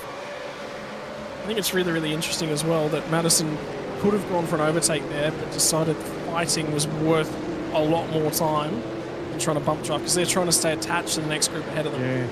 Yeah, absolutely. And now the strategy is, do they short fill a little bit to try and jump these? Do they try and second guess how much these guys are going to put in front of them so they can all come out nose to tail and keep that draft going? This is where it starts to get tricky, because obviously you're going to run your own race and it's hard to second guess what everyone else. You can get some sort of idea of what everyone's going to do, but to get those pit stops, almost exact, you have to be in the ear of those teams, and a lot of these teams aren't going to share that information. So, does Madison short fill a little bit just to try and jump these guys? But if they do the same thing, they're all going to be in the same boat. And everybody from the lead game playing a little bit of strategy chicken, as I like to call it. Yep. I don't see a better term for it, because they're all just messing with each other and how long they want to run. Absolutely. I love the fakes that sometimes people will do to pit lane. It's like, yeah, I'm going, no, I'm not. But then, and as we see, the 8 is. Yeah, he's decided to. So, yeah, you're always trying to second guess what your competitors are doing around you, but everyone's going to be in soon enough, because it's not the tyres they have to worry about. It's how much fluid they've got in the tank that's going to get them to keep going around this racetrack. So they know that they'll have to be in soon just for fuel. As a motorsports fan, you were talking about pit lane fakes. Have you seen the moment the safety car had from the NASCAR Cup Series finale over the weekend? Yeah, I you did. Definitely have. Yeah, big NASCAR fan, and definitely saw that. And you'd feel quite the wally having an incident in the safety car. We shouldn't talk too much about it, because hasn't that happened in our series a couple of times, maybe? That a safety car driver has made contact with the wall. Maybe we won't talk about that, but yes, it even happens in real world. But it was quite funny, wasn't it? Yep. It just looked like they just went, oh wait, there's the pit lane entry, we've got to turn in now. Whoops. And, oops. You haven't seen it. Worth a watch. Worth a giggle at. As is topic of debate that's going through the Australian motor racing community at the moment is the playoff system for supercars the right way to go? Don't get me started on that, sunshine. Yeah. Good. I want to get you started. You've got some opinions, Denman. Let me have them. I do. I don't like it. I don't like it in NASCAR, and there's even controversy in NASCAR at the moment where Joey Logano's gone ahead and claimed the championship, but there's been other drivers that have had more wins and been a lot more consistent throughout the year, but just unfortunately haven't made it through the playoffs. So for me, I've never been a fan of the playoff system. I can see from a series point of view where they want that excitement to go right down to the wire, but I don't think it's fair as far as the drivers that are in contention and who probably the deserving champions should be.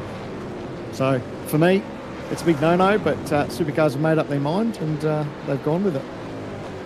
You're going to be out here beating that drum if we ever end up with a playoff style system, aren't you? You'll be firm in the no camp. Yeah, look, I'm not a fan, but look, it doesn't mean that I'm right either. You know, that's just me. That's my old school way of thinking. Oh, big wiggle under brakes there. Lucky to hold on to that. Woo! That was like Dylan just got the left rear into the grass possibly, and that's where it started to get away from him under brakes. So thankfully he's still pointing in the right direction, but dodged the bullet there. But yeah, like I said, I don't have all the right answers. That's just my opinion. I don't like it, and there's other people out there that will. Just barely touched the grass with the outside tyres, and that promotes Zach Rattray White up into the 9th spot now. So he's made some more gains as he moves his way further forward. And this battle pack has changed its tone because now Madison Downs cut his way through. He bump drafted him last lap. This lap, there was some more bump drafting going on, and then he pulled out. Yep, he's figured why not. And he was probably under the impression that Madison was probably going to sit there, and then he had that move, and he's like, you know what, we're all going to pit soon. So he's like, all right, don't put up too much of a battle.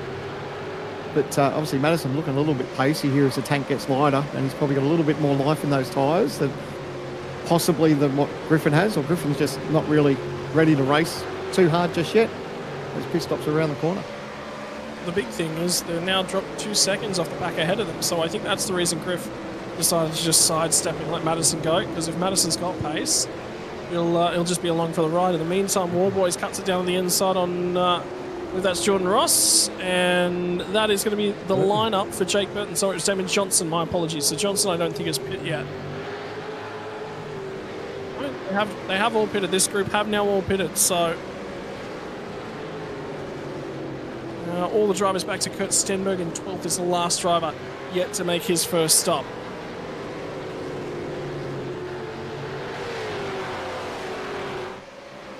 Will it be this time? These guys just starting to stretch the gaps between each other. No. You're keeping us on our toes as well. The viewers watching along at home will be thinking about what's the important number that we've got to get to. Remember, 75%. We talked about it a few times. Lap 27. Have to complete the end of 27 to make it to 75%. Dylan Rudd's going to be the first of our top 10 drivers to jump to the pit lane, which is fair enough given the heat he put through them on that last time by. Yep, and I like it'll give us some sort of idea of what gain he's able to make too, because obviously he was right onto the back there. We're racing with Zach Rattray White, so yeah, it'll be interesting to see what ground he can make up on those fresh tyres, depending on how much longer that these guys decide to stay out. Curious to see if Madison Downs actually been able to make any gains in the cars ahead of him. He lost a touch of ground, but it was only a touch. So that's where the draft the draft will bring them right to his tail. And Bo's just in the thick of it too. Well, Bo's starting to look pacey, and this coming from a driver who was saying, "Hey, I'm just out here to circulate, put points on the board because that's what I need to do." But no, he's having a phenomenal race.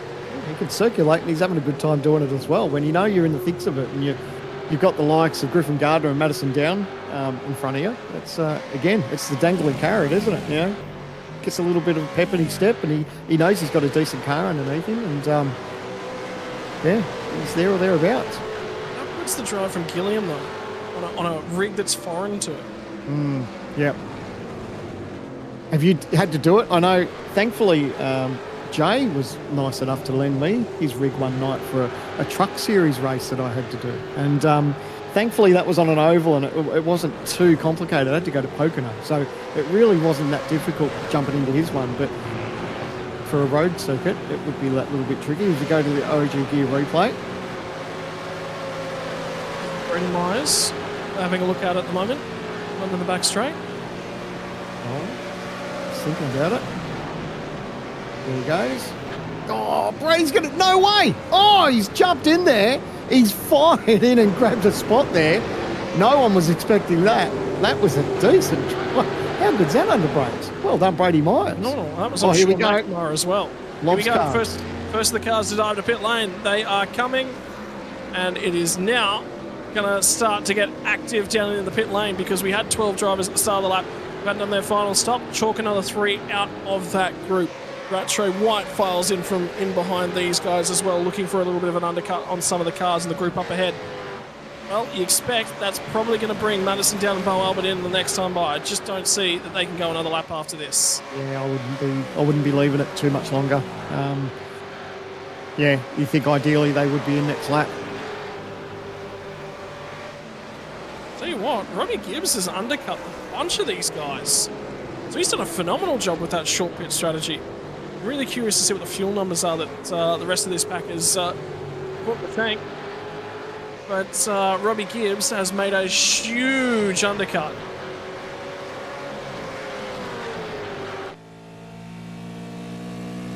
And the pace that he had too after that pit stop, we touched on it. He was the only driver in the 17 so far, and he belted out that 17.7. So we knew he had pace on board, and he's really making the most of it. Obviously, it'll be a little bit of swings and roundabout as the rest of these teams and drivers up front start to have their pit stops, but he's made pace while the sun's shining, so it's really good from Robert Gibbs, and it'll be good to see how that plays out for the rest of his night. But good pace in that car. P7, he's got a little bit of real estate around him too, so he's not having to worry about anyone. And yeah, good on him. He's rolled the dice and he's making those gains. It was a shorter stop for Robbie Gibbs. It was only 13 seconds worth of fuel that was thrown at that car, which is about 5.5 laps worth. So expected to get through to about the end of lap 27 for him potentially. But at the moment, he's got a ton of track position. And look, never say never to a safety car. I mean, the chances are probably a little bit slim now as this race goes on. It's a very big racetrack as far as there's plenty of runoff and all the rest of it. So I don't know that there's high chance of a safety car here, but never say never, and that could really work in his favour. Who knows? Oh, here we go. All the lobbies they're in. Yeah, sort of expected this one was probably likely to happen, and Greg Galt's left out on an island. Ooh. He's going to press on. All right, that surprised me. Are you going to try for that another lap or two fresher tyres possibly? So Down's in as well, Bo Albert, he's in as well. So yeah, interesting roll of the dice there for Ethan. He's only lost about half a second on his fastest lap as well, but he has been saving a lot. Really curious as to where Griffin Gardner pops out relative to everyone, because remember his targets Madison down. Albert went into the lane on that lap as well. So the ERT driver split the strategy just a little bit. And Robbie Gibbs has certainly made up a ton of ground. So he's popped out in a really, really good position. Yeah, he had pace, but like you touched on, he was a little bit shorter in the lane. So good job. Rolling the dice. Love it. He's also up here just to harass and harangue James Scott. It'll be interesting to see how much he fights this. Yeah, he is going to cover it. Yeah. But this is going to be a difference about 8 laps on the tyres from James Scott. And Gibbs is not going to give this. He's not going to roll over. Good on ya. Oh, he squeezed him. Good job. He didn't roll over, though. Good on him. Well, James Scott really pinched him tight onto the curb and gave him not a lot of room. It was basically move over. I've got fresh rubber. I'm coming through. I'm giving you no room. I think Greg Galt's the only driver not to have pit now. Yeah, I think so. So it looks like you'd think he'd be in this time by. You wouldn't want to leave it too much longer. But they'll have a game planned in mind. Now they know what distance they've got between himself and Jared, and they'll probably start thinking about the fuel number as far as where they want to plonk themselves out. Someone will be crunching the numbers back there in the team, and they'll be working out where this will drop him out. So we're calculating at the moment, Phil Sell's popped out with about 1.5 seconds less worth of fuel. That tiny little squabble between James Scott and Robbie Gibbs has cost him probably about another second and a half. So that's relevant. And then have a look at this battle pack, because Rattray White's taken less fuel, so he's popped out in and amongst these guys. Nathan's in. I love how our pit stop just mixes this up a little bit. Gets everyone up on their toes. Rolls the dice a little bit with strategy. And now with Greg Galt in the lane, we've got all of our first run of pit stops that have cycled their way through, and side by side, Bo Albert and Zach Rattray White are going to go toe to toe out the other side. Is there going to be a little bit of paint treaded? A touch from the driver that lists "I bleed red" on the rear end of his Commodore. For the meantime, Bo Albert sneaks down the inside. He's got him done before they get to the apex, but now he's going to get the drive on, get out the other side. A touch of a wiggle from Rattray White. Madison Down's going to line all of these guys up and think about having a crack at whatever he can, whatever scraps are left open to him. And in the meantime, Ethan Grigol has split the two Lobs Esports drivers. Here we go, gentlemen. Here we go. So he went that extra lap just to have those tyres, but what it did, it gave him that opportunity to work out how many seconds of fuel to put in and where it would probably bring him out. So crunched the numbers, and he knows now he's got himself in a top 3 position. So really good heads-up driving by that team, and Ethan Grigol, well done. Yeah, this is going to be really, really interesting to keep an eye on as things progress. The margin between them, so Jared Filsell's taken about 14.8 seconds worth of fuel. Greg Galt, 13.8 seconds. James Scott, 16.3 seconds. So there's about a second less fuel from Greg Galt to Filsell. So he is going to be out of sequence. But 1 lap fresher tyres, a lighter car, could be some pace there from Greg Galt. And he's got some track position too, so a little bit of space. And, yeah, I like it. Really good, really good. Love that they've done that. And, it's got themselves in a position here. So... And when you're taking it up against the Lobs guys, we touched on it, how strong the entire Lobs team has been all season long. So, he's doing something right. And have a look at this battle. Robbie Gibbs still holding on now. He's got obviously his work cut out with Madison Down. He's on fresher tyres. But for Gibbs to be here, battling for a top 5, this is legit. Yes, there's a tyre advantage here, but this is legit position. So good on Robbie Gibbs for rolling the dice here too. Yeah, and I don't think Madison's going to hang around too long as they both track out over Blanchemont, the curbing there. Is he going to send it down the inside? No, he recognises he's a touch too far back. Might be a drafting proposition when they get out to Eau Rouge Radion. How we switch back to this battle pack, and I said it was Madison Down that was in this one earlier on. I was wrong, I'll correct myself. Myers is the driver in the TTR livery at the tail end of the pack of cars. And Bo Albert's got to the head of this angry pack. And now he's going to chase them because he's got his way by Dylan Rudd, and this is how it happened. He got to the inside of him at Blanchemont. That's some cojones. He had pace. He was able to capitalise on it, got position, and then drove away. That was really good.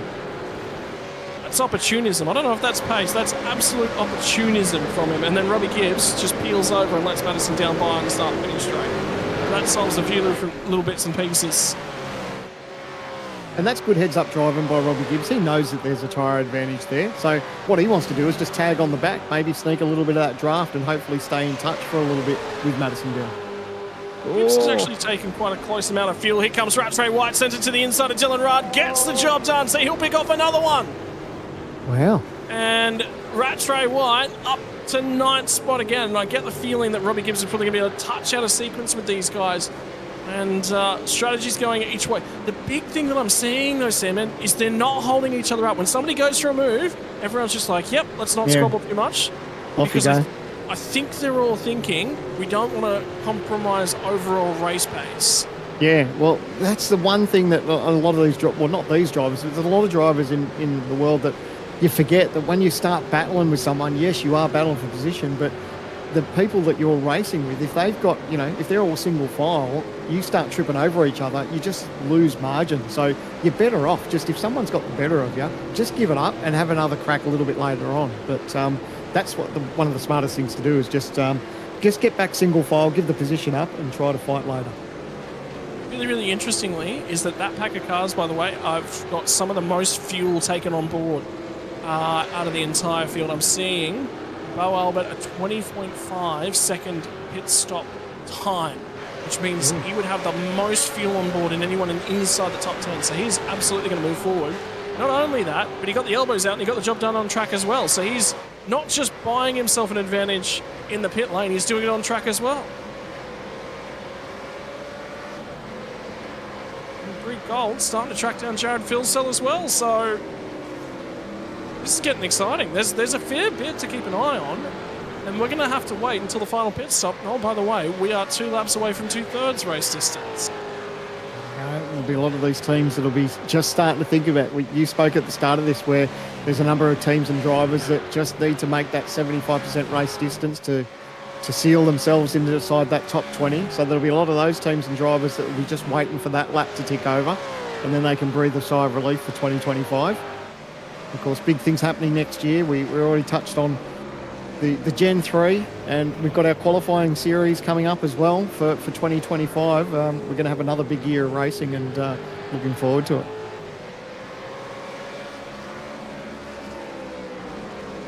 For the meantime, we watch and we wait. Doesn't this remind you of the Red Bull Ring race where Greg Galt was tracking down Phil Sell? Just staying with him? Yeah.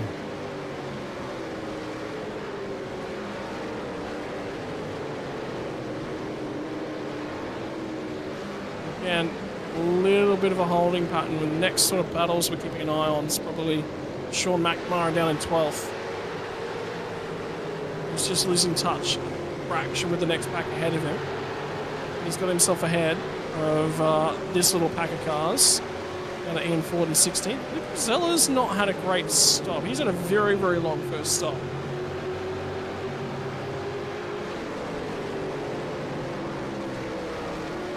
You'd love to be in the inner sanctum for some of these teams, wouldn't you, to see why, whether they've gone for the longer fuel strategy, whether something went wrong, whether they've missed their box and had to reverse up. So many things can catch these drivers out, but a lot of it is fuel strategy, isn't it? And an update on Jake Burton. So it came in on the end of lap 20, and he is going to run a 16-lap run to the flag. So he's already completed stop number 2.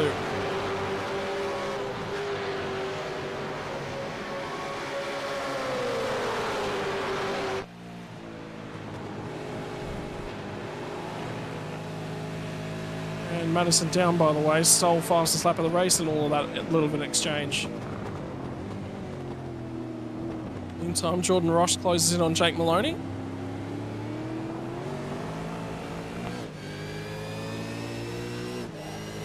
Sean McNamara's doing what he can to progress his campaign for 2025.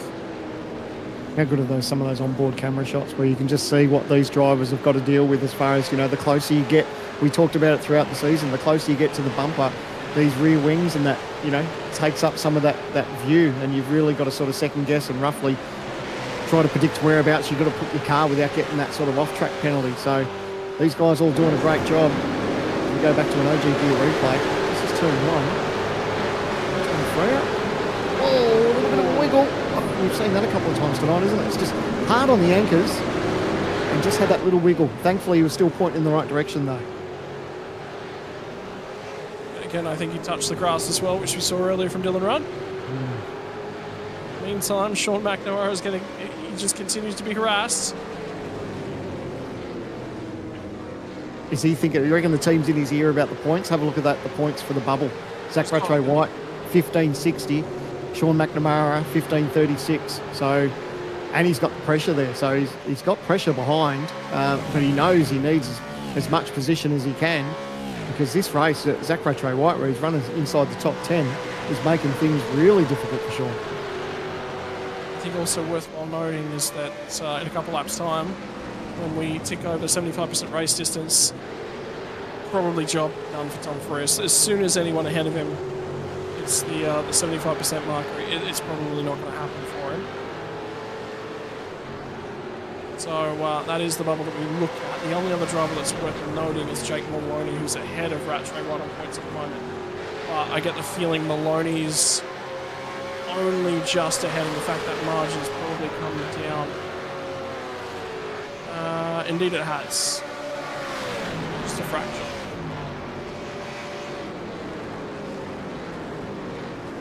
This boy's looking a little bit racy. Oh, here we go. He's putting a move up the inside here. Oh, the difficult thing is he's on the outside now, so that's the bit that makes it tricky. Oh, now he's a sitting duck. He's lost another position there, so didn't quite go to plan. Actually, lost a position there, so... Might lose 2. It might not be done yet because Luke Rosella's going to try and slide it down the inside. Rosella's had pace here tonight. Gets the job done, so... Wow. That margin that we're looking at being 10 points between Maloney and Rattray White. Oh, no. A couple quarters goes, now 2. 2 points. Just from that one move. He tried to make a move up the inside, was on the outside with the crossover, and then it ended up losing 2 positions from it, and that's cost him. So, wow, that just goes to show how close it's going to be for that bubble for some of these drivers. It depends what's going through Jake Maloney's mind. Is he thinking about being back here for next year? You would say very, very likely. that he's just thinking about making sure that he's here for 2025. And if so, well, he doesn't need to get the elbows out because a penalty will probably knock him out of contention. You know what, Ethan's closed his margin up to Jared, hasn't he? That's was half a second there not long ago. So 6/10 now. He just wants to stay in touch, and if he can sniff a little bit of that draft, what's working for them is they're pulling away from that James Scott. So that's working out nicely for him. Doing all the right things. That little battle from 7th, 8th, 9th, and 10th has changed hands because Andrew Gilliam's now got through on Bo Albert. So he moves his way into 7th spot and starts to try and track down the next little battle pack. So more stories continue to unfold from our Spa getaway. Is how much of the team's got their work cut out for him next year? Obviously learning the new Gen 3 and then having to keep an eye on the skies. You know, you could be thinking you're sitting pretty throughout a race and everything's going to go to plan, and you just never know whether Mother Nature might turn on you. So that's really going to be stepping it up for these teams and strategists and everyone that they've got playing behind the scenes, because they're going to be crucial as far as keeping an eye on that and how things can affect these outcomes of these races.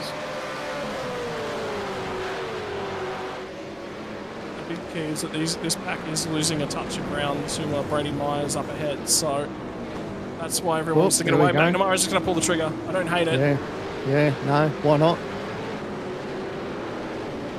Especially as a driver too, you've got that mindset, you know, sort of, you've got a rough indication of how good or bad your car is, and sometimes just biting the bullet and saying, you know what have we got, 11 laps to go, let's just put on a new set of boots. It might give us a little bit of margin over the guys that we're racing around at the moment, and it could work out nicely. So, yep, exactly what you said, don't hate it.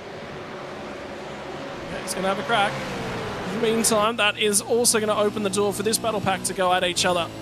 So Luke Rosella's picked off one spot. He's coming. Now he's going to try and line up and pick off another. It'll be Jordan Ross. He's just going to pull to the inside. He's got to get going now. He's got a lot more fuel on board than a lot of the other cars around him, but he got the job done here. Moves his way forward into 12th spot. He can just run his own race. Oh, how's this wiggle behind? Almost made contact with the back of him.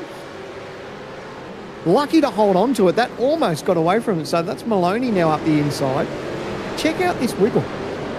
Like, really lucky to hold on to it. It's like he almost jumps on the brakes hard to not tag the back. And look at it, get away from him. How sideways he is there. Up on the curb. Manages to hold on to it. Gets that little bit of opposite lock. And Maloney goes, thanks very much. I'll take that. Just see the tap of the brakes from Jake Maloney as well. He didn't just come out of the gas, he had to tap the brakes. Well, he's like, well, which way is he going to go? Is he going to dart across the racetrack right in front of me? What's going to happen? So, good heads-up driving by all of them. Well, Andrew Gilliam overtook by Albert a couple of laps ago, and now Albert's tracked him down again.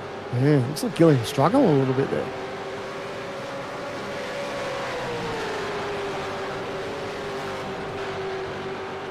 I was really trying to track him down and see if he can get this job done once again. Very, very quick on the run up to Blanchimont. Touch of the brakes, accurate too. Oh, someone's into the lane. Jared fuel cells decided to peel off and get his pit stop over and done with. So, ooh, that's caught a couple of people out, I think. And Ethan Grigalt goes to the lead. Oh, now he's going to see if he can punch it. I do wonder Gibbs. how long these guys are going to go. Andrew Gilliam dives in as well. Gilliam, So Rudd, Myers. Bit of a plan for the Lobs Esports drivers to dive in at the end of lap 24.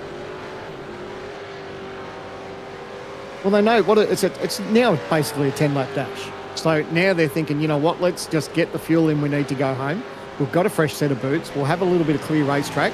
Let's just push on and see what happens. So they know that, you know, Ethan Grigalt and Jared, they had a sort of 3.5 second gap possibly over James Scott there at one stage. So Jared's now got that pit stop over and done with, and he just wants to capitalise on that now and just start to push. And hopefully when all the pit stops rotate round, he'll still come out on top. Resurfaces after his pit stop in 11th spot as well, so he's popped out ahead of Kurt Stenberg, and Kurt Stenberg's yet to take his final stop of the year.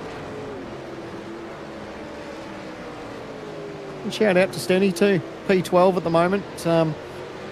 he's had some rotten luck throughout the season, hasn't he? You know, we've seen him sometimes back in the 20s and things haven't gone all too well for him, but he's having a decent run tonight, and hopefully he can just hold on to that and finish strong and see 2024 out in style.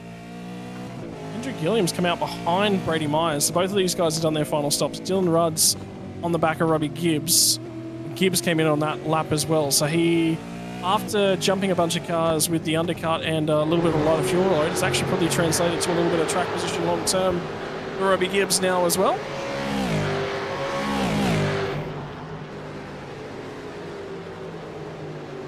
Yeah, if I'm Ethan, I think I'd be telling him to dart off in the pit lane. Yep, and he is going to respond by pitting. James Scott will be in as well. Yeah, they all have to. Now that Jared's done that, obviously he's going to have that fresh tyre advantage, and that's what Down's doing. You're going to see a lot of these drivers. And the 93 staying out. So Griffin Gardner. There's Bo. Yep, so a lot of these teams just taking that last stop and get it over and done with. And they'll be keeping an eye on whereabouts Jared Filsell is on track and how they're going to come out as this all unfolds. Critically, Maloney came in as well, and that pack got broken up by the cycle of pit stops, and that started with Sean McNamara. So McNamara should gain some track position as well here. There's Jared. Good goal, still in the lane. He's got going. I'll tell you what, it's going to be pretty close. This is not bad. There you go. He's come out just in front. Obviously, Jared's going to carry that speed, but he's jumped him there in the pits. So, well done. How good's that? Oh, it's going to get close here. Obviously, this is single file through here. Everyone knows that. Jared's obviously got a little bit of temperature in these tyres. He's got some pace. So Ethan just has to be smart about it. He'll hold the inside. He'll make Jared go around the outside. He's got that pace. He's going to try and carry this down the front straight. Is he going to have enough to clear him into the turn? Oh, this is a battle essentially for B1. Oh, no contact. Good driving by these guys. Oh, they're not giving an inch. Jared's trying to hold on. A little bit of contact there. Oh, side by side. They're not giving up, though. Great racing. They're both battling it out. This is for the win in the final race here at Spa. And this is farewell, Commodore. A little bit of paint traded, and finally Greg Galt's going to surface after everything that's happened in 2024. Is it a little bit of retribution from Spa? He'll trade paint with James Scott. There was a little bit of a pit stop mistake back at Greg Galt's previous best finish in the season at the Red Bull Ring. That dropped him out of the draft. But tonight he's got it done. Tonight he surfaced in the right spot at the right time. And James Scott's now bought into this battle pack as well. He's got the draft, so it's going to be a three-way fight. Yeah, and as soon as he saw Greg Galt and Filsell battling, James Scott would have been licking his lips. He's like, all right, boys, this is going to bring me right back into the fold. So no more pit stops. It's just hard racing right to the end. And Greg Galt has got the job done so far on Jared Filsell. Here we go. Here we go. It is going to be 9 more laps. There's going to be 8 when we cross the start-finish line, and it'll be 75% race distance complete. So box checkers, think about it in the background. All those drivers we mentioned at the top of the show who were just trying to check that box tonight, they are about done, and now it becomes a race on for the victory. The final checkered flag of the Gen 2 era. The final time we'll see a Holden Commodore in participation, and you're going to have 3 of them duking it out for the final race win of the era. Tell you what, Greg Galt's car looks good. I think the only thing that's going to hurt him, obviously, is the advantage that Jared's going to get here with this draft. And that basically goes down to anyone that's in these drafts. It is an advantage. So Jared's obviously grateful that he's got that, but there's no short of pace out of that Ethan Greg Galt car. That real thing really looks good. So Jared's got his work cut out for him in these closing laps, and we're going to have a heck of a battle, I think, here, mate. This is going to be a ripper to close out 2024. Here comes Filsell. Here comes the margin. The horsepower has been laid to the ground. Now he's getting a little bit of that slipstream. Is he going to get there? A half cover from Ethan Greg Galt. He knows that he's got to check him up. He knows that he's got 1 lap fresher worth of rubber. And the life on the Evolution Racing Team cars tonight has been phenomenal. On the long run, they've been some of the quicker cars.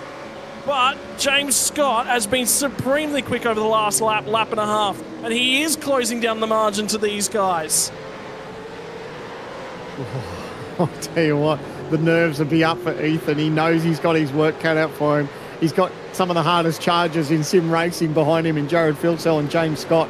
We know these Lobs cars have been strong all year round, and yeah, the heart rate will definitely be up knowing what he's got happening for the next, what have we got, 7.5 laps to go. William and Myers are going to go at it once more as well. Myers did get that job done again. Just couldn't pull the car up at the Lacombe chicane. It's put him out a couple of times, hasn't it? That's yeah, he'll be thankful tonight will be over soon, I think, just because of the way that's played out. Down the inside, and Gilliam ran him a touch wide.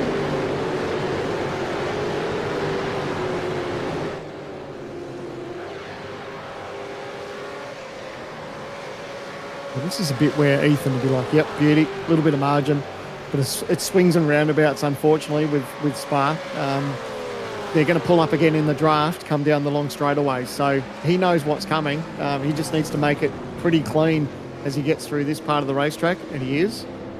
And the one thing that Jared's going to obviously be mindful too of, that James Scott's right there and he'll be sneaking some of his draft as well. So it's not over. And of course, you know, don't rule out the fact that these three trip over themselves, and then that brings Madison Down and Zach Rattray White, who's in P6, into the fold as well. Yep, so not done yet. Are they Who do you going to want to wait? be? Who do you want to be? How soon do they pull the trigger? I think Ethan. I really think his pace has been good enough tonight to get this job done. Okay, yep. The thing that scares me about Spa is the draft, and this is where Jared's in. He's got obviously that draft, and that works in anyone's favour who's the chasing car. So for him, he can just sort of take his time. He can put that pressure on Ethan. You know, he can sit right up his bumper, exactly what he's doing, and try to pressure Ethan into a mistake.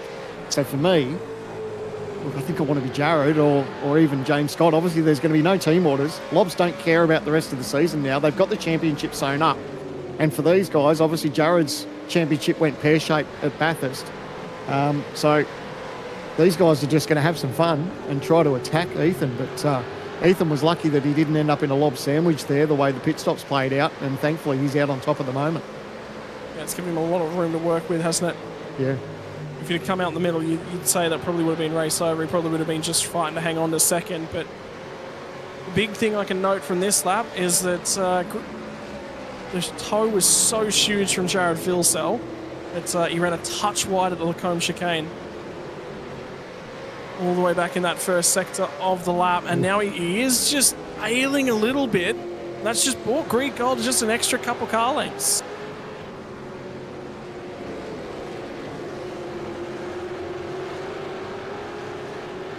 How about this from Bo Albert? This is a phenomenal drive. He'll be over the moon with this. Absolutely. And the best thing is you didn't put the mockers on him either. So, thankfully, yeah, he's having a great race. And for P7, where he's at the moment, he's still got a chance here of snagging Zach Rattray White too for P6. So, not over yet for these guys. And plenty still to happen up and down the field, not only just at the front of the race. Madison Down is doing everything he possibly can to try and track down our lead bunch. Albeit they're not the lead bunch yet because Luke Rosella's just decided, you know what? Last race of the season. Yeah, Won the let's lead Enduro some Cup. I'm going to carry on. Yeah, why not?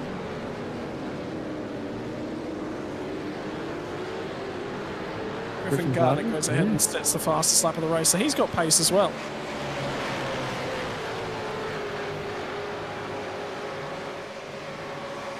Oh, here we go. Jared's a lot closer here.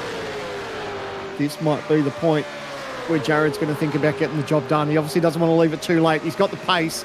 Is he going to have enough to clear him around the outside? Oh, it's going to be side by side. Ethan Grigalt not giving an inch. Neither is Jared. He's on the outside, though. This could cost him. Could he lose 2 spots? So thankfully he holds on. He's back in that sandwich. Oh, but he's got to cover. He's got to cover. There's not enough there. He's got enough nose up the inside. So James Scott is going to try and get the job done on Ethan Grigalt. There was a touch. There was a touch there, and I get the feeling, yeah, James needs to redress that. Because if he'd have taken that spot, that'd be a bump and run, for sure. Oh, the only thing that's done it's hurt Ethan now because Jared has just scooted away. And this is what Jared wants to see. He wants to see these two just battle it out in his rearview mirror because now he's got that clear air. He can start to gap these guys if they start tripping over each other. It's a funny one, the Lacombe chicane, isn't it? Because everyone always wants to squabble for the first apex. I reckon you want the outside at the first corner there, and that's what's cost Ethan Greek gold, is he got crowded onto the curb. So he couldn't carry any momentum, he couldn't turn into the left-hander. Phil Cell basically just said a little bit of racecraft here, and you're in the hard to maintain momentum area. But he made him go and work for it. It's not done yet as well. They've all settled back in. Just a touch outside of the drafting range now for Ethan Greek gold. And again, he'll have to look in the rearview mirror. Can he just close up a fraction? Pace has been good in the middle of the lap. Yeah. He just needs to not overdrive it at the moment. He knows that Jared's got him. And if he can just drive smart, and like you said, if he can grab some of that toe, he's obviously got pressure here from James Scott. James is not going to give an inch. He might think about a late dive up the inside. But what he'll do is he'll set himself up just what Jared did and grab that toe down that straightaway and hopefully get the job done. He's very close to the rear bumper already as they come off a little sauce hairpin. Now it's the run plunging down the hill as the sun starts to set over the circuit de Spa-Francorchamps. Late on in the year in Europe, it is winter. It's still only autumn. It's about to become winter over in this part of the year, and the days, they get shorter. And as we set the sun on the season of 2024 and the Holden Commodore, the Gen 2 era, it's been the man that has just been about the race win master this year who leads the way. And then how about these guys who are squabbling over qualification spots for next year? And the big thing is that 2 drivers out of the 3 in this one cannot afford to have a whoopsie at this point in the race. That will eliminate their chair. They will be in strife. Yeah. How's the battle though? How good is this for 6th, 7th and 8th? Like, just brilliant. And they're not far from Madison Down. Like, Zach Rattray White is staying in touch there with Madison Down. Rambo, he's been on the improve all season long. All he wants to do for them in this last race is finish inside the top 10. Well, he's not just finished inside the top 10, he's banging on the door of a top 5. Yeah, and that's no easy feat in this series. You think about the calibre of drivers that we've got, and the calibre of drivers that are in and around him at the moment. Like, it's a fair effort. He's just got to hold on. He's got a lot of pressure from the back here from Bo Albert. He's looking real racy. Big thing about Rattray White, his prospects, is he spends a lot of time on in seat, but it's not just in one category. You know, you could sit down and all your drivers a V8 supercar and you'll get very, very good at it. Make it a lot easier. No, none of that. Drives an F4 on Monday night. Tuesday night gets a little bit of a night off. He's here on Wednesday night. And I know in next year he's looking at driving sprint cars because he's driven them this season as well. So he qualifies for a number of high-tier series and a number of different categories. Such is the all-round mastery of him, and he's up against one of the drivers who's known for World Championship licenses, also in multiple different categories in Boal. Yeah, there's no substitute for seat time, and like I said, you see it in real world too. You know, you see the likes of like Shane Van Gisbergen when he was in supercars. He didn't just race supercars. He had his thumb in everything, and that's what makes the calibre of driver good. So, you know, now we see that these drivers, they're not just sticking in V8s. They're doing a little bit of everything. It helps their racecraft. Here we go. Bo Albert, didn't quite get the job done there, but had the pace there. But that's what these guys need to do, is just keep their bum in seats and get that racecraft, and it'll come to them in the end. And the laps are starting to expire, and that means that we're starting to see the draft games. You saw it from Jared Philsell. Don't hit him. You don't want a penalty. From these guys now as well, as Bo Albert just rubs a little bit of the rear bumper away. He's a Ford driver at the moment, so I don't think he improves too much of the I Bleed Red logos on the back there. And now he's going to have an attack from behind. So Bo Albert is going to have to defend. And it's going to be from Griffin Gardner, who's really trying to throw it at him. Zach's like, you beauty, you two tussle a little bit, and I'll try and do eyes forward on Madison Down. They are starting to bring Madison Down back to them as well. They definitely have got the pace at the moment.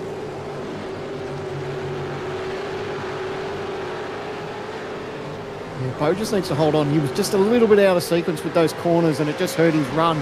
And unfortunately now that's put pressure on him. He knows he's got a fast Griffin Gardner behind him.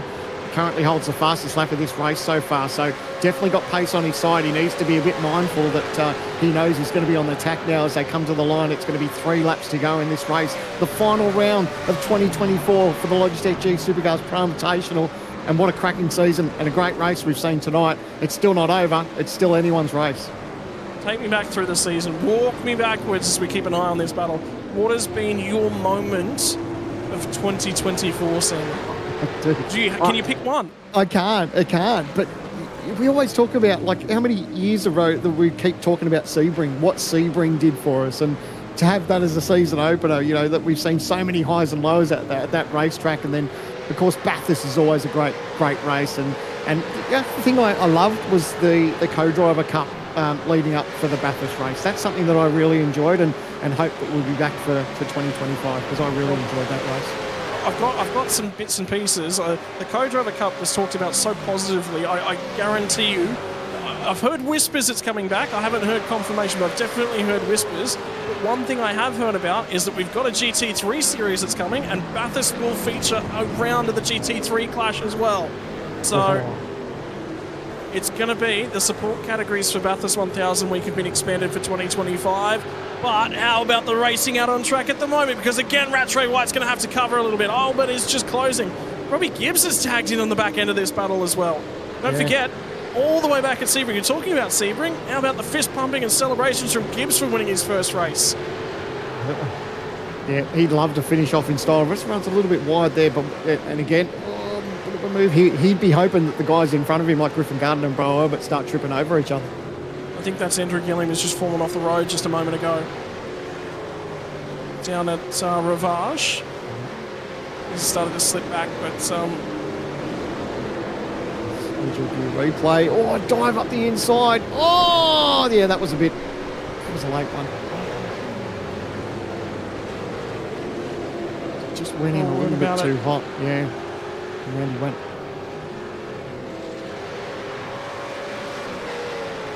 In the meantime, Albert's still trying to track these guys down. When we cross the start-finish line, it will be 14 kilometres more worth of racetrack. The final 14 kilometres, the final 2 laps of the racing season. Have the lead pack got anything for us? Will there be a final change of position? Luke Rosella's just dived to the pit lane, and now Zach Rattray White's had to defend on the final run. Second to last run of the bus stop chicane. He does get down the inside as Bo Albert. Now can he pull the traction out the other side? He'll light the rear tyres up. The only Mustang that sits up in an inside that's up 7 at the moment. Zach Rattray White is defending for all money down the inside. He'll have to go the long way round. They'll have to sort it out because here comes Orouge Radion. And Griffin Gardner wants to go side by side. But Albert's got ahead. Yes, he's got it done. He's up to 6th spot. Oh, it's not over yet. These guys are going to utilise the draft down this part of the racetrack. So they're going to get through here, Rouge, get through nice and clean. But now it's all about the draft and who can be the last of the late breakers. Well, Griffin Gardner didn't quite get the run as they come through. Now we'll run on board with Zach Rattray White. The Vermilion Esports driver's going to swing it to the outside. Bo Albert runs out of horsepower as the draft reigns supreme down the Camel Straight. Now it's into the Lacombe chicane. Can he pull it up? They both miss the chicane. They're both off. They both cut the course. They'll both rejoin. And Griffin Gardner's not been able to make anything of it. Now they'll go side by side on the run down the hill. 3 wide on the run to Ravage. They're both trying to slow down penalties. Yes, they do. Oh, look at him. It's a 4-way tussle now. You were just talking about the fact that, just trying to see who's trying to get in here. Robert Gibbs is he's thinking about maybe making a move on all of these guys. He is thinking about a move. He's actually starting to have a crack at Griffin Gardner. So now it becomes that 4-way stoush. Back up at the front, it's gotten tighter as well. Phil Sell is starting to get tracked down by Ethan Greengold. This could go down to a last lap stoush. Oh, he'll be covering in the draft, just trying not to give away because they know they're going to have one more crack down that long straightaway. This is probably where Ethan's best chance is. He can try and utilise a little bit of the draft here, keep it all nice and clean. The problem is he's still got a very hungry James Scott right behind him. So Ethan is definitely in that lob sandwich. That's not what he wanted, but he's still in with a sniff to take out this win. Yeah, it's not over. It is not over. They'll reach Blanchimont for the second to last time. The Gen 2 era is about to have the white flag waved on it. It will have only one more lap. And for the second to last time, Barney stands at the flag man to deliver. One to last flag. One more lap for the Holden Commodore, for the fans that have watched along at home, and for this car that's been with us since 2019. It's just not close enough. On the back of Phil Cell here for the moment is Ethan Grigol. He's going to throw everything at it. Eau Rouge running on. Now we're in the rear-view mirror. Has James Scott got anything to say about it as well? I think he's and too Phil far Cell back. starts to play the games, the drafting games. Here comes Ethan Grigol. He'll do everything he possibly can, but he just runs out of RPM at the end of the straight. There's nothing left now. Lacombe chicane. He's close. He's closer than he's been thus far. And how about the battle pack in the background as well? Albert's got through to 6, and he'll hang on when they get to Lacombe. They all get through the other side. No, it's going to be Griffin Gardner who pinches a break. Gibbs is going to pick up a spot.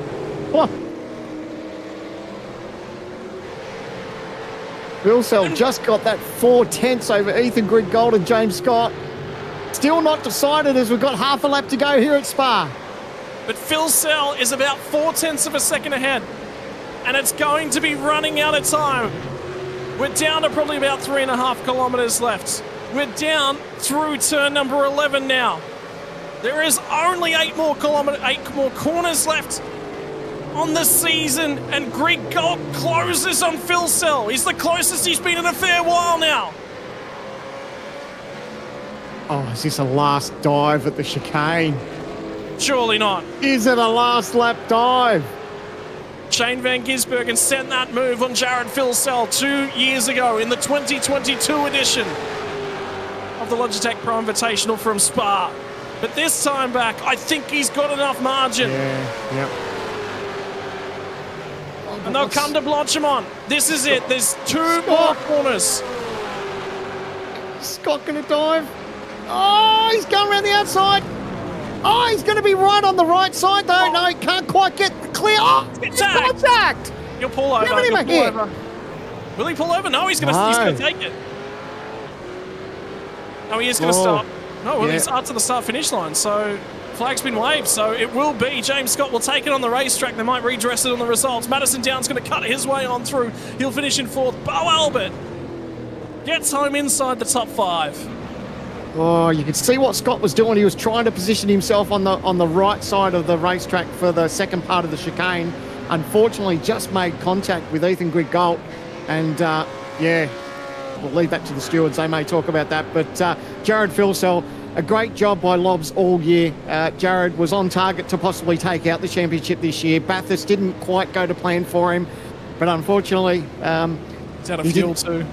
Yeah, as he's called it short, has he? So he had enough just to get home, but a brilliant drive from Jared. Here's this replay, the OG Gear replay. You can see he positioned himself on the outside because he knows it's going to set himself up for the inside. There's just not enough clearance there. So there's no overlap. We'll leave that for the stewards. But unfortunately, there was that little bit of contact. But look, a great drive by all three. What a finish. And we'll leave that with the stewards. But Ethan Grigol, that was just a terrific drive tonight. He put himself into contention with those pit stops, and he was right there in the end. I'm going to be honest, I'm really surprised he didn't just pull over and attempt to redress that one and just get it done. Because I think he would have known. Yeah. And, Brenton Hobson, he needed a safety car to get his way back into the race, but for the farewell Holden livery, it's nearly fitting that this will be... there is one more car circulating behind him, but this will be the second to last driver circulating on the racetrack. Farewell Holden from Brenton Hobson. And he will have to qualify his way back in for 2025. And that is it, Sandman. That's literally it. There is going to be no more Holden ZB Commodore, no more Holden badge next year in the series. It's weird, isn't it? It's a weird thing to say and something to think about. But nice fitting farewell.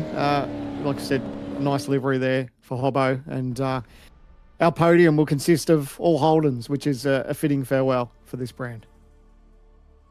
And after 245 kilometers, after 12 races across the season, the expanded endurance calendar, we've seen it all in 2024. We've seen so many weird race results where things have just changed late on. Weird things have happened on the year, but the one weird thing that we sort of expected happened in the last race was Jared Filsell winning another 3 races here in this series. He is 3 from 3 on the track. Last year received a post-race penalty that dropped him off of the podium after winning it on the track from James Scott, who finished in 2nd spot. Ethan Griegold will finish out of 3rd, and we expect there's probably going to be a redress between those 2 positions there.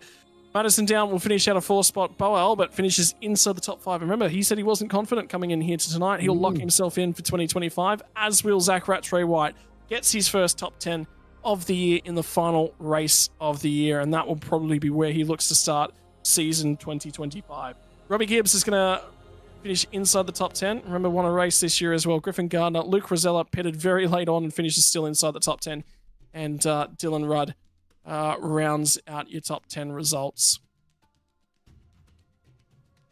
Over the leaf, Brady Myers out of 11th. Didn't have the greatest night at the office. Contact with Andrew Gilliam late on.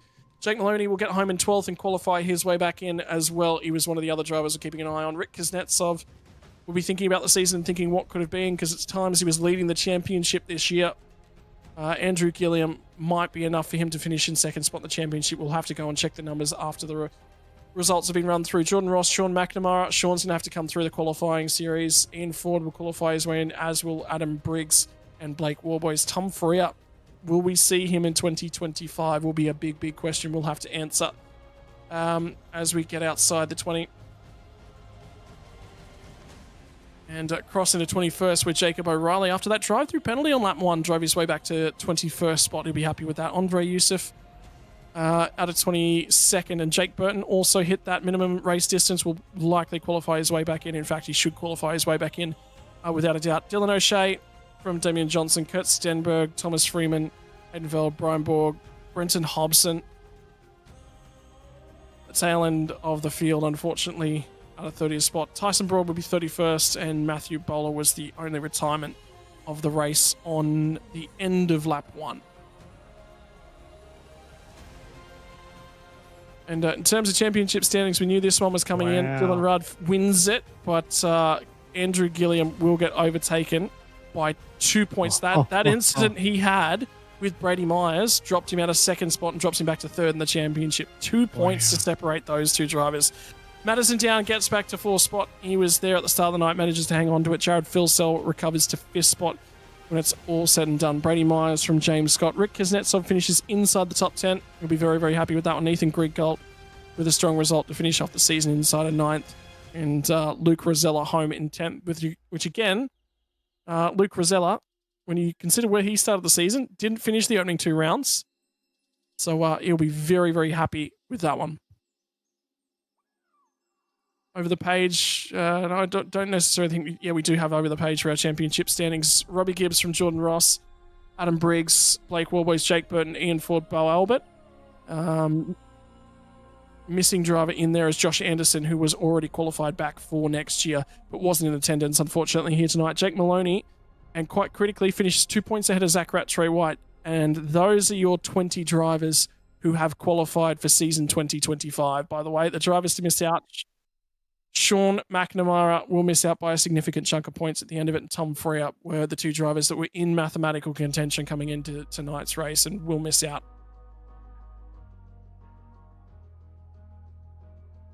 Now we're just hearing an update. I think Bo Albert has got a 5-second penalty for that incident with James Scott. So that may relieve him. Does he still hold on to 3rd?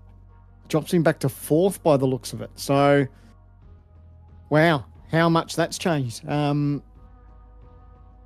incident with the 5-second penalty. So that's why you redress it straight away. That's... Oh, no, we're hearing that Scott maybe got a... So James Scott got the penalty. Okay, so we're just hearing this from live race control now, everyone. So never fear, it wasn't Ethan Griegold. So your final standings now, your top 3 are Jared Filsell in 1st, Ethan Griegold in 2nd, Madison Down in 3rd. So we want a 5-second penalty. Yeah, we'll start from the bottom and work our way up to our race winners, I think. And Sam, man, I'm going to let you sit here and celebrate and reminisce between you two, because I know there's a fair few words you want to share at the end of a season, the end of an era, for a wonderful, wonderful car with Madison Down. Yeah, congratulations, Madison. As we've been talking about, it's a farewell for Holden, but for you, sneak off a P3 there in the finale here at Spa. Tell us about your race. Yeah, probably not the most exciting race in car one there in the final round. So yeah, just made a meal at the start there, unfortunately. Qualified reasonably well, but yeah, lost some track position with a bad start. So not the ideal way we wanted to kick it off. Pace felt okay. I don't think we were really fast enough to win tonight, but we were there or thereabouts. We just dropped that 3 or 4 spots at the start. We shouldn't have dropped, and then we were kind of behind the 8 ball there. But yeah, overall not a bad night, and pick up P3 I think with that penalty at the end. Not a bad way to finish the season. At the start, was it bogged it down, or you lit up the tyres? What happened? Yeah, lit it up. I just got wheel spin. So as soon Oh. as I dropped the line lock, I probably had, I don't know, it wasn't much. It's probably 5 or 10% too much throttle, and just lit it up straight away. So then you're basically a passenger after that, and it's just trying to limit the damage that you've done. Now, obviously, now you take off the number one and you hand that over for the season. If you look back on 2024, obviously everyone wants to win the championship, but how do you look back on 2024 and reflect on it carrying the number one on the side of that that VRS Commodore? Oh, we've had glimpses of speed. We haven't probably been fast enough this season to deserve it regardless.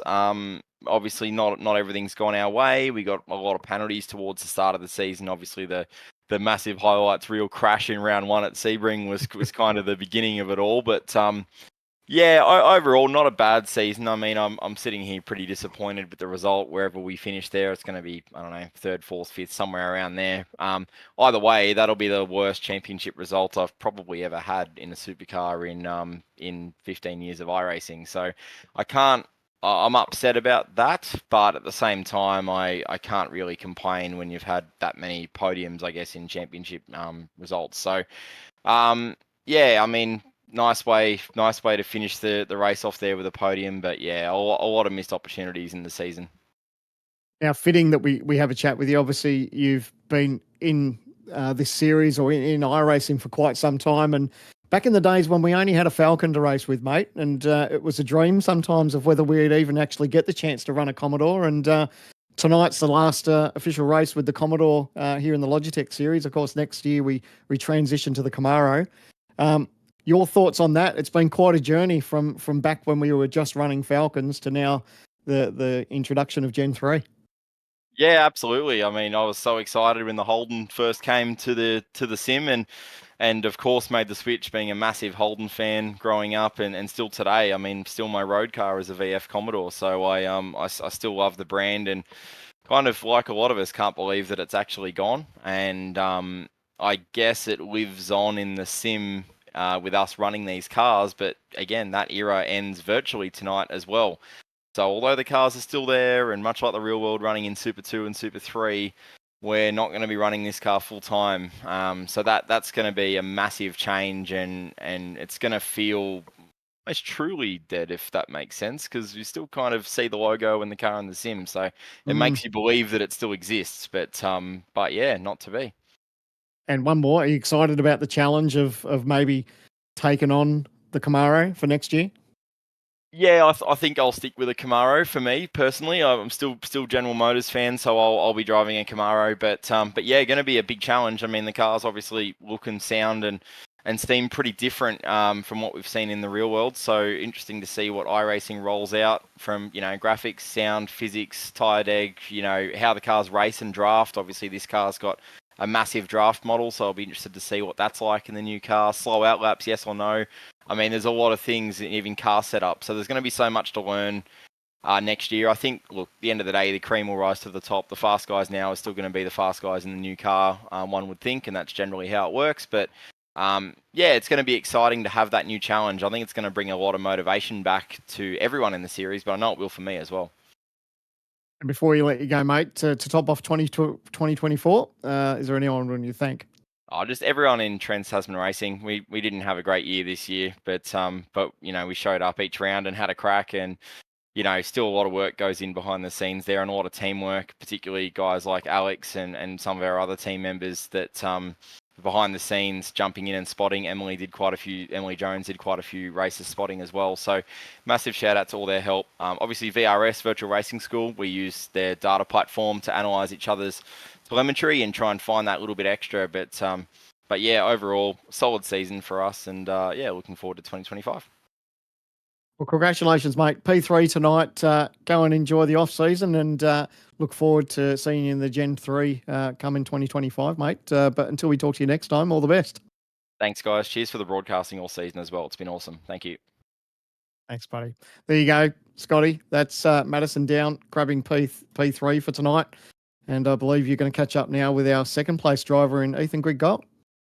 Mate, Ethan, it's sort of been a little bit of a year of a little bit up, a little bit down, lots of down, I guess, at times. Some race DNFs, and it's just been a troubling year. And ultimately, I was talking at the top of the show, you've only been on the podium once this year. Well, good to make sure that it was a second podium before the year was out. Yeah, it wasn't too bad. I thought the year wasn't too bad as a whole. Yeah, obviously we had some bad luck here and there, but I was actually quite happy with my pace throughout the year. You know, first pole position in a very long time in the top level of racing this car, and consistently running at the front. And when we had some chances to go for race wins, tried to take them. But no, overall the championship finishing position wasn't where we wanted it. But definitely there's some speed there, which is good. We're all talking up a storm about this is it for the Commodore. It's going to be sad to lose the line off the front end of the car, mate. And what's it mean to you, given that we've been here and we've been on this platform now for such a long time, and there's such a history built up in and behind the car? To be honest, I don't really care what sort of badge is on the front of the car. I just drive it fast. When you work as a mechanic like me every single day, you realize that all cars are buckets of crap. So you don't really hold many let's say, yeah, you just don't hold any one car in high regard. So honestly, just looking forward to the challenge of a new car. This one's gotten very old and stagnated, and all the setups are pretty much the same now. So yeah, definitely looking forward to the new challenge, and hopefully it comes with wet tires too. Yeah, a little bit of a slide around in the wet, mate. Yeah, I mean, we've sort of crossed it all. I mean, how good was it to have Bo there with you for the final race of the year, and what a season he's had growing and in a car that he's not necessarily strong, and an opportunity to race alongside what's such a good mate for you as well. Yeah, I must admit, Bo's been pretty surprising this year. In previous years, when he before he joined Altus, he wasn't really much of a V8 driver, but this year he's really come on in great groves, and just he's pushing the whole team along with Robbie Gibbs as well, helping with setups, and the more people that are quick in ERT, it pushes everyone to new heights. So yeah, really looking forward to seeing what we can achieve next year. Mate, finally, I'll leave the floor to you to give all the thank yous that you'd like to give around. I'd just like to thank all the boys at ERT for another stellar year. The results weren't quite there, but we'll have another crack next year, and of course, I'd like to thank the series for putting on such an awesome show, and of course, all the sponsors to go with the series in Logitech G, Playseat, Gamesman, and OG Gear. Mate, thank you very much for your time. Congratulations on second yet again this year, and onwards to bigger and better things for 2025. Cheers, boys. And finally, Sandman's going to chat to tonight's race winner, the guy that's won the lion's share of race wins here this season, chatting with the driver of the 94, Jared Filsell. Jared, congratulations, taking out the final win of the season here at Spa. Looked like quite a decent battle up front for most of the night. Yeah, thank you. Cool to get the win on merit, not get it taken off me. Yeah, led the train and let them all save fuel off me, and yeah, just tried something different with the strategy, but didn't quite work out. But we were able to stay there with Ethan and wait for him to plateau off, and then make a few moves, and yeah, luckily I got it done. It was quite racy there throughout the night, wasn't it? With towards the end with Ethan Grigg-Gold, your teammate, and James Scott, you three were quite the battle, and yeah, it was very, very spicy coming towards the last couple of laps. Oh, yeah, I honestly almost binned it coming out of the lane. I did a burnout leaving, and I swear the pit exit was wet I'm surprised I didn't get a penalty. Would have been very close to having an unsafe pit exit there. So yeah, luckily to keep it on the island, and then yeah, we're able to catch back up to Ethan and put a show on. Mate, you've got to be pretty proud with the season that you've had tonight, not just you, but the entire Lobs team. Before Bathurst, you're on target to possibly take out the championship. Bathurst had different ideas for you, but a nice way to finish off the season to take the win. You haven't been short on pace all season and just got a little bit unlucky, not maybe taking that championship win. But how do you reflect back on 2024? Yeah, well, I mean, I'm pretty sure I put in my goal was to win. I've won quite a few races, which is cool. And so is the team as well. Not just me and the team. There's a lot of other guys that have helped out and shared the wins along the way.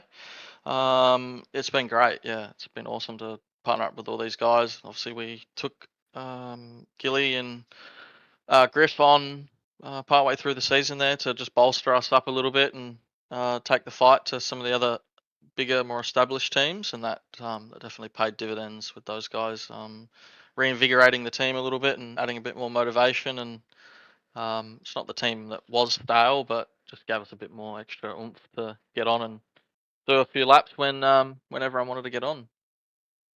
Yeah, the off-season approaches, mate. 2025's around the corner. Next Gen 3 car is out. Do we see you in a Camaro next season? And your thoughts on the farewell to Holden tonight? Yep, GM for me.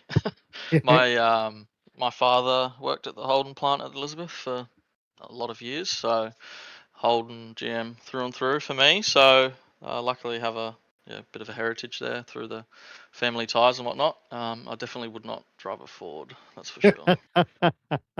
Now, speaking of that, you've been around for a while, and to the days where your only choice was a Ford back in the day, and how far we've gone through the generations of Holdens, and now we are on the brink of breaking out with Gen 3 with the Camaro and the new Mustang.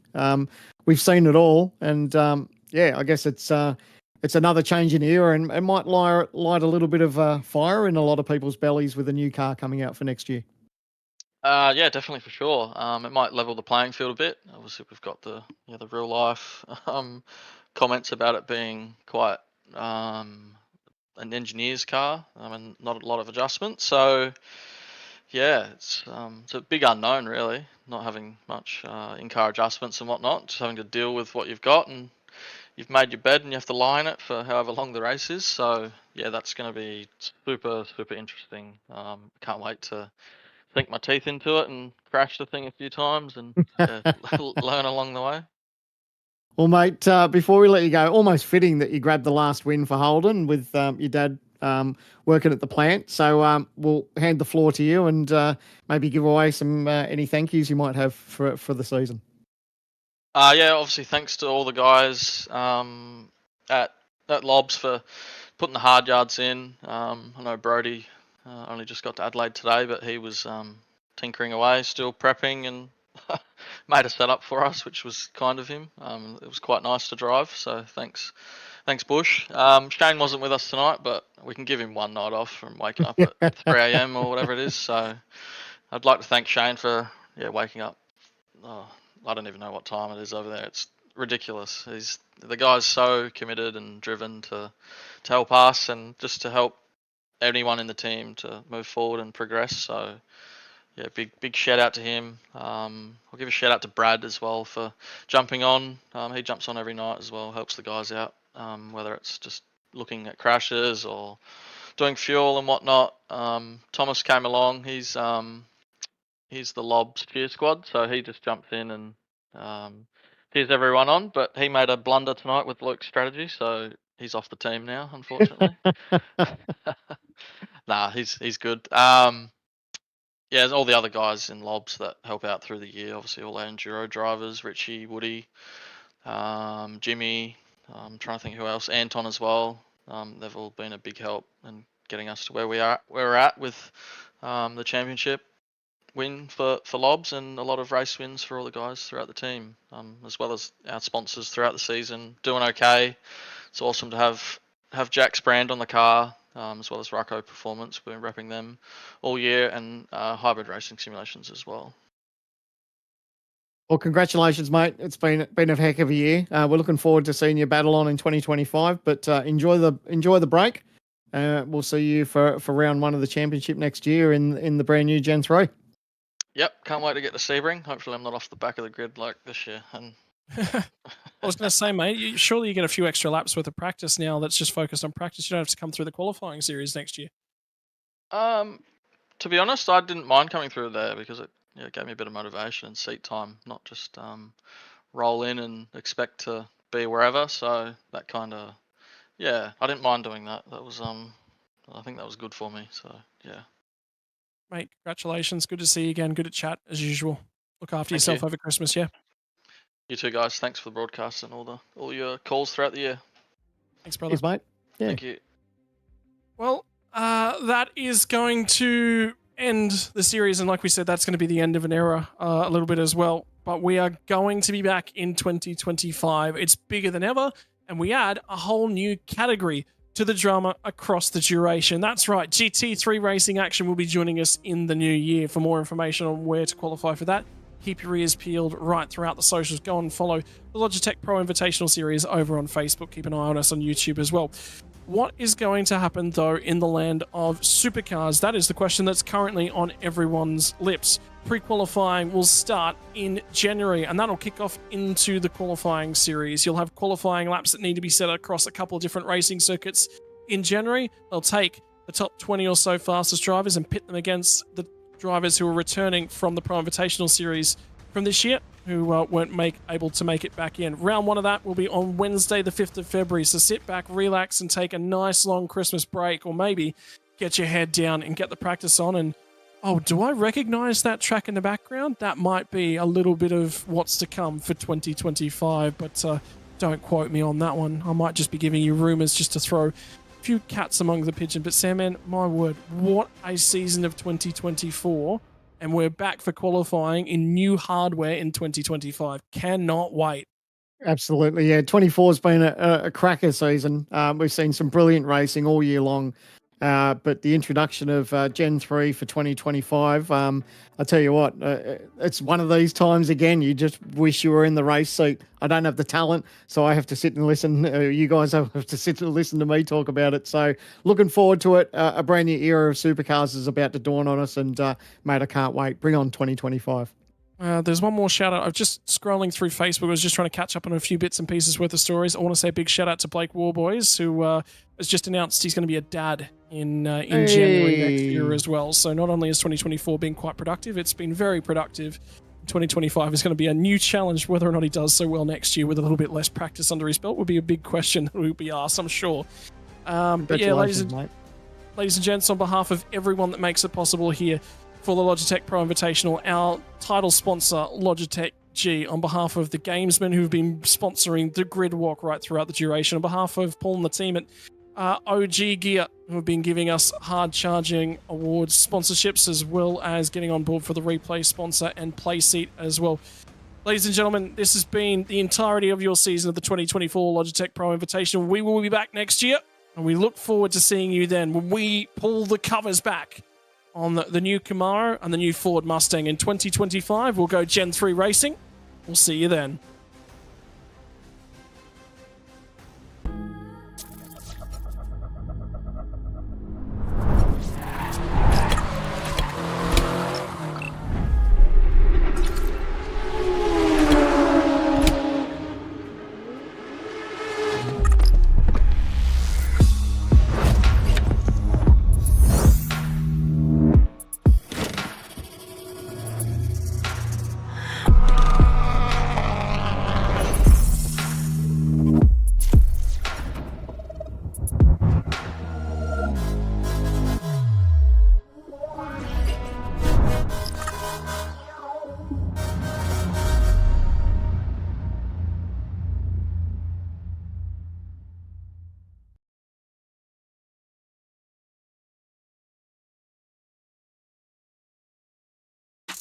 It's motorsport, but not as you know it. Test yourself and your everyday road car.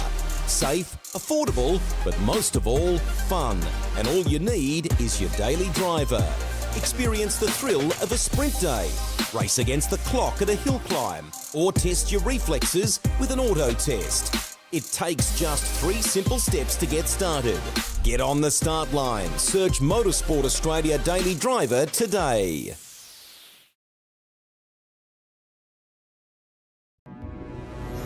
We are gaming fanatics. Our goal has never been to just play games.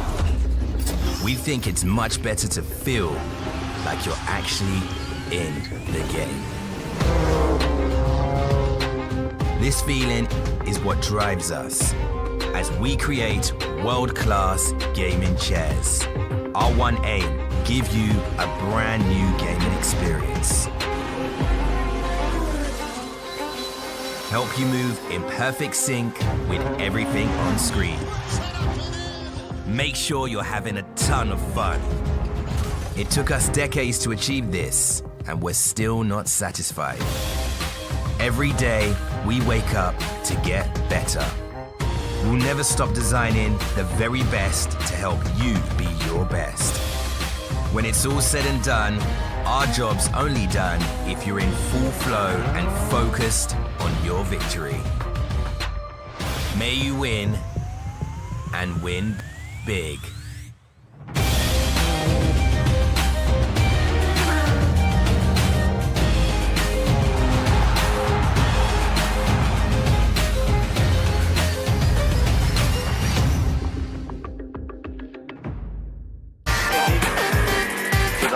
Hi, I'm Brendan Leach, driver of the number 7 Audi R8 or MPC Audi Custom Racing. First impressions of OG gear on the sim, fantastic. It feels really nice in your hands and doesn't gather up under your fingers. The sock, very breathable for me. I get sweaty feet when I'm on simulator. I know that's not the nicest thing to say. It has just the right amount of grip because your feet do just naturally move around on the pedals a little bit, and I like the way that they give you that freedom but also give you that stability that you need.